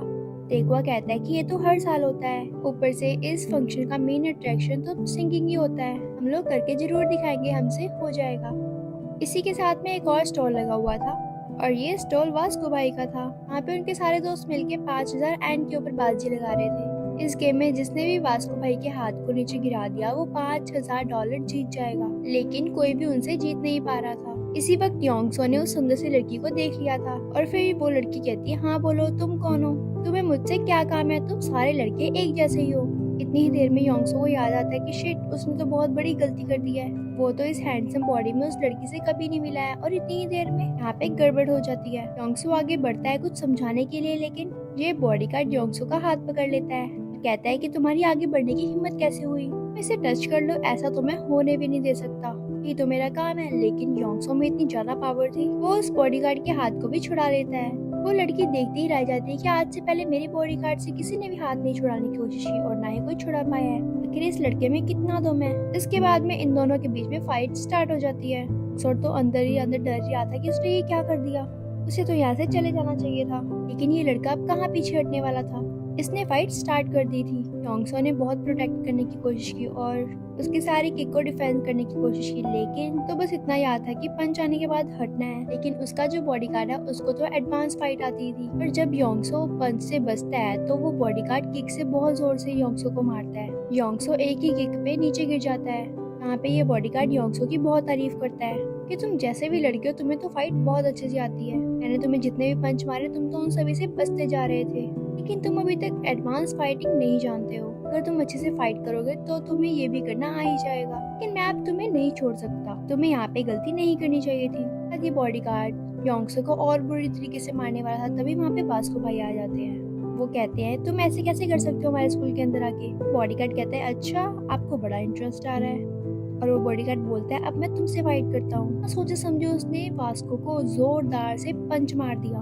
वास्को की बेचारे की नाक टूट जाती है, लेकिन वास्को की मजाल है कि वो एक कदम भी पीछे हटा और फिर बॉडीगार्ड सोचता है कि आज से पहले कोई भी ऐसा नहीं है जिसको मैंने एक पंच मारा और वो इतनी देर तक खड़ा रहा हो। फिर उसको पता लगता है कि वास्को भी हद से ज्यादा स्ट्रॉन्ग है। ये लड़की देख रही थी कि आखिर ये फाइट बढ़ती ही जा रही थी। वो कहती है तुम्हें यहाँ पे रुकना ही पड़ेगा, नहीं तो मैं तुम्हारी शिकायत कर दूंगी। फिर बॉडीगार्ड कहता है वैसे तो मुझे रोकने की मनाही नहीं थी, लेकिन आप कह रही हैं तो मैं रुक जाता हूँ। लेकिन वास्को उसे फिर भी चैलेंज करता है, देख मैं तो तुझे मार के रहूंगा, तेरी फाइट करने में मैंने तो अपना चश्मा भी उतार दिया है। और वो कहता है अगर तुझे लड़ना ही है तो वापस आ जा। तो योंगसो भी खड़ा हो गया था, वो नहीं चाहता था कि वो सिर्फ वास्को को ही लड़ने दे, योंगसो के कारण ही वास्को उसकी मदद करने के लिए आया था। लेकिन वो लड़का इन दोनों को यहाँ से जाने देता है। ये दोनों गाड़ी में बैठते हैं और फिर वो लड़की कार रोके कहती है मुझे माफ कर दो, ये सब कुछ नहीं होना चाहिए था। जैसे इनकी गाड़ी जाती है तो वास्को नीचे गिर जाता है क्योंकि उसे तो बहुत जोरदार से पंच लगा था। वो योंगसो से पूछता है क्या वो तुम्हारे दोस्त थे, क्या तुम जानते हो उन्हें? फिर योंगसो मना कर देता है कि मैं नहीं जानता। फिर वास्को कहता है कि तुम्हें जितना झगड़ना तुम मुझसे झगड़ लेना, अगली बार इस आदमी से बिल्कुल भी पंगा मत लेना। ये दोनों एक जगह बैठ जाते हैं। फिर वास्को योंगसो के लिए एक ड्रिंक लेके आता है और कहता है मैं तुम्हें बहुत गलत समझता था पहले, लेकिन कल जाके मेरी सारी गलतफहमी दूर हो गई। तुम उतने भी बुरे नहीं हो जितना तुम दिखाते हो, यार तुम सच्चाई बता क्यों नहीं रहे थे? फिर योंगसो कहता है तुमने मुझे बोलने का मौका ही कहाँ दिया। वास्को बोलता है कोई बात नहीं, लेकिन अगली बार में जब भी हमारे बीच में फाइट होगी मैं ही जीतूंगा, और अब मुझे उस आदमी से तो बिल्कुल भी नहीं लड़ना क्योंकि वो तो बहुत ज्यादा स्ट्रॉन्ग है और मैं तो खुद को बहुत ज्यादा वीक मान रहा हूँ। हालांकि वास्को तो स्ट्रॉन्ग था, लेकिन वो उसके बॉडीगार्ड जितना स्ट्रॉन्ग नहीं था। यहाँ पे योंगसो को गाने की आवाज आती है, इसी कारण वो कॉन्सर्ट को अटेंड करने के लिए वहाँ से चल जाता है और वो वास्को को भी अपने साथ बुलाता है। वे म्यूजिक कॉन्सर्ट को भी अटेंड करने के लिए काफी लोग आए हुए थे। वहाँ पे म्यूजिक डायरेक्टर और उसका असिस्टेंट भी आया हुआ था और अब बारी थी होबिन और उसके दोस्त की। फिर हम देखते हैं कि जियोल योंगसो और टेकवा के लिए बहुत ही अच्छी ड्रेस लेके आता है। इनके आगे जाता है अब तुम मेरी परफॉर्मेंस देखना, इसे कहते हैं रैप करना। और फिर होबिन और उसका दोस्त स्टेज पे चढ़ जाते हैं और बहुत ही अच्छा गाते हैं। लोग उन्हें बहुत ही अच्छे से सुनते हैं, साथ ही में एंजॉय भी करते हैं, क्योंकि योंगसो और टेकवा सोच ही रहे थे कि आखिरकार क्या वो उनको बीट कर पाएंगे, वो इनसे अच्छा परफॉर्म कर पाएंगे कि नहीं, और क्या लोगों को उनका सॉन्ग पसंद आएगा कि नहीं। योंगसो तो बहुत डरा हुआ था और फिर टेकवा कहता है कि आखिरकार तुमने जिससे प्यार किया तुम उसके लिए गाना, तुम सोच लो तुम्हारी लाइफ में सबसे ज्यादा इम्पोर्टेंट कौन है। इसके बाद तुम्हारी सारी नर्वसनेस कम हो जाएगी। विन की परफॉर्मेंस खत्म हो गई थी और अब बारी थी योंगसो और तेक्वा की। और जैसे ही वो दोनों स्टेज पे आते हैं, योंगसो को देख के तो सभी लोग पागल हो जाते हैं। और एंकर भी योंगसो से बात करता है, तुम तो इस स्कूल के फेमस लड़की हो, आखिरकार तुम्हें इसकी क्या जरूरत पड़ गई, और तुम गाना भी गाते हो, ये बात तो किसी को पता ही नहीं थी। योंगसो कहता है, इस चीज का क्रेडिट मेरा नहीं है, इस चीज का क्रेडिट तेक्वा का है। वो ही गाना गाता है और उसने ही कहा था गाना गाने के लिए, की सारी मेहनत तेक्वा की ही है। सारी बातें वास्को भाई, उसकी टीम, सभी ग्रुप के बच्चे और प्रोड्यूसर सभी सुन रहे थे। वो प्रोड्यूसर कहता है, इस मॉडल लड़की को तो हमने कहीं देखा हुआ है। और यहाँ पे एंकर तेक्वा की फिर से बेइज्जती कर देता है। वो कहता है कि तुम में और योंगसो में तो जमीन आसमान का फर्क है, तुम दोनों तो एक दूसरे के बिल्कुल भी बराबर नहीं हो। सभी लोग हंसने लग जाते हैं। उसके बाद वो परफॉर्मेंस स्टार्ट कर देते हैं और जैसे स्पॉटलाइट योंगसो के ऊपर आती है, वो तो बहुत ही ज्यादा नर्वस हो जाता है और उसकी इतनी गंदी आवाज निकलती है। सारे बच्चे बहुत ही जोर से हंसने लग जाते हैं कि आखिर इसे कुछ गाना भी आता है कि नहीं, बस शक्ल दिखाने के लिए यहाँ पे आया है। डायरेक्टर अपने असिस्टेंट को कहता है कि मैंने इसे कहीं देखा है, आखिरकार हमने इसे देखा कहाँ था। तो असिस्टेंट कहता है, जब हमने ऑडिशन लिए थे तो ये लड़का वहाँ पे आया था और हमने इसको भेज दिया था। तेक्वा सोचता है कि योंगसो तो डर रहा है तो उसे ही ओवरटेक करना पड़ेगा। यहाँ पे वो अपनी रैपिंग स्टार्ट करता है। तेक्वा की रैपिंग सुन के तो सारे के सारे बच्चे पागल हो जाते हैं। ओह माय गॉड, ये तो इतनी अच्छी रैपिंग करता है, ये तो हमें पता ही नहीं था। सारे के सारे एंजॉय करने लग जाते हैं। और अब योंगसो अपने मन में सोचता है कि आखिरकार वो सबसे ज्यादा प्यार किसे करता है। और तभी उसको अपनी माँ की याद आती है कि उसकी मॉम ने उसके लिए कितने सैक्रिफाइस किए हैं, सब कुछ उसी के लिए किया है। धीरे करके उसे सारी बातें याद आने लग जाती हैं, उसे अपनी जर्नी याद आने लग जाती है। बाद वो बहुत ही अच्छी सिंगिंग करना स्टार्ट कर देता है। उसके बाद वो तेक्वा के साथ सिंग करना स्टार्ट कर देता है कि रैपिंग और सिंगिंग सुन के बेचारा वास्को तो रोने ही लग जाता है। इतनी बढ़िया परफॉर्मेंस के बाद ये दोनों ही जीत जाते हैं। योंगसो ने तेक्वा के साथ अपनी बहुत अच्छी दोस्ती निभाई, साथ ही में स्कूल के फेस्टिवल में जीत भी गए।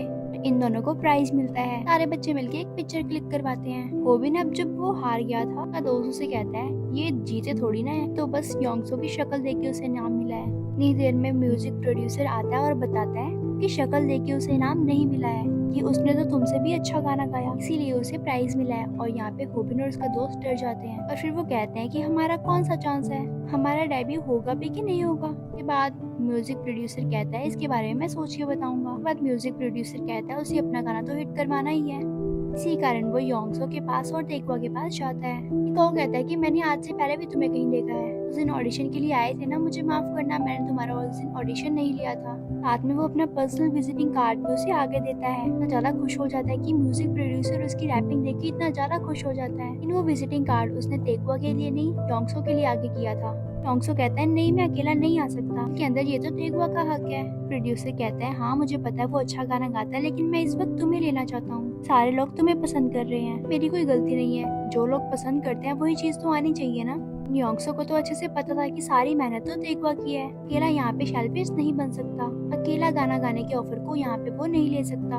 कारण वो उस ऑफर को ठुकरा देता है, कहता है मैं आऊंगा तो तेक्वा के साथ आऊंगा, नहीं तो मैं नहीं आऊंगा। तेक्वा ये बात सुनने से पहले ही वहाँ से वो जा चुका था, वहाँ पे बस के अंदर था और वो वापस से न्यू लिरिक्स लिखना स्टार्ट कर देता है। जहाँ पे कुछ दिन बाद का सीन दिखाया जाता है, तेक्वा और जीहू दोनों ही योंगसो की मोटी वाली बॉडी से मिलने जाया करते थे और जहाँ पे वो योंगसो को वही कॉन्सर्ट वाला परफॉर्मेंस दिखाते हैं। कहते हैं ये देखो किसी ने अपलोड कर दिया। तेक्वा कहता है मेरा पार्ट तो किसी ने एडिट कर दिया। लेकिन तेक्वा कहता है कोई बात नहीं, एक दिन ऐसा आएगा कि मैं भी अपना म्यूजिक लॉन्च करूंगा, सभी मुझे ही देखेंगे। और फिर योंगसो गलती से कह देता है, हाँ ये तो मैंने पहले ही देख रखा है। और जीहू कहता है, क्या तुमने कैसे देख रखा है, ये बताओ पहले। योंगसो कहता है, नहीं मैंने वो तो इंटरनेट पे देखा था। उसके बाद ये सीन म्यूजिक आर्टिस्ट पे शिफ्ट हो जाता है। सारे लोग उसके इंटरव्यू के लिए मर रहे थे कि वो तो बहुत ही बड़ा आर्टिस्ट था। ने तो योंगसो और तेक्वा का परफॉर्मेंस भी देखा था। और साथ ही हम उस सुंदर सी लड़की को देखते हैं जो कि हमेशा ही योंगसो की शॉप पे आती थी। इसी के साथ में वो स्कूल के इवेंट पे भी आई थी। पता चलता है कि उसी लड़की के साथ एक और लड़की सो रही थी कि बहुत ही ज्यादा मोटी है और इस पर सोई हुई क्यों है। ये साफ साफ पता चलता है कि जो उसकी मोटी वाली बॉडी है वो रात को सोती है और जो स्मार्ट वाली बॉडी है वो दिन को सोती है। इसकी भी योंगसो की तरह दो बॉडीज हैं। हम योंगसो को देखते हैं, उसकी लाइफ अब तो काफी ज्यादा बदल गई थी। पहले से बहुत ही ज्यादा खुश था, तो उसे नई बॉडी मिल गई थी तो उसके काफी सारे दोस्त बन गए थे। और अब तो उसे मोटी वाली बॉडी में भी कोई उसे परेशान नहीं करता था, अपनी चीजें बिल्कुल ठीक चल रही थी। उसके बाद वो अपनी हैंडसम वाली बॉडी में आके स्कूल के लिए निकल जाता है। आज ये सीन उसकी वॉल के ऊपर शिफ्ट होता है तो वहाँ पे हमें पता चलता है कि उसकी सारी फोटोज लगी हुई थी, यानी कि कॉन्सर्ट वाली पिक्चर, आस्को भाई उसकी मॉम वाली पिक्चर, कोई दोस्तों के साथ पिक्चर, एक ऐसी पिक्चर जिसके अंदर वो दोनों ही है, मोटा वाला भी और हैंडसम वाला भी। इसी के साथ लोकिज्म का ये शानदार एपिसोड यहीं पे खत्म होता है। अगर आपको ये एपिसोड अच्छा लगा हो तो लाइक एंड कमेंट करना ना भूलना एंड सब्सक्राइब, और मुझे कमेंट करके जरूर बताना कि नेक्स्ट एनिमे मैं कौन सा स्टार्ट करूं। मिलते हैं हम नेक्स्ट वीडियो में, तब तक के लिए टाटा।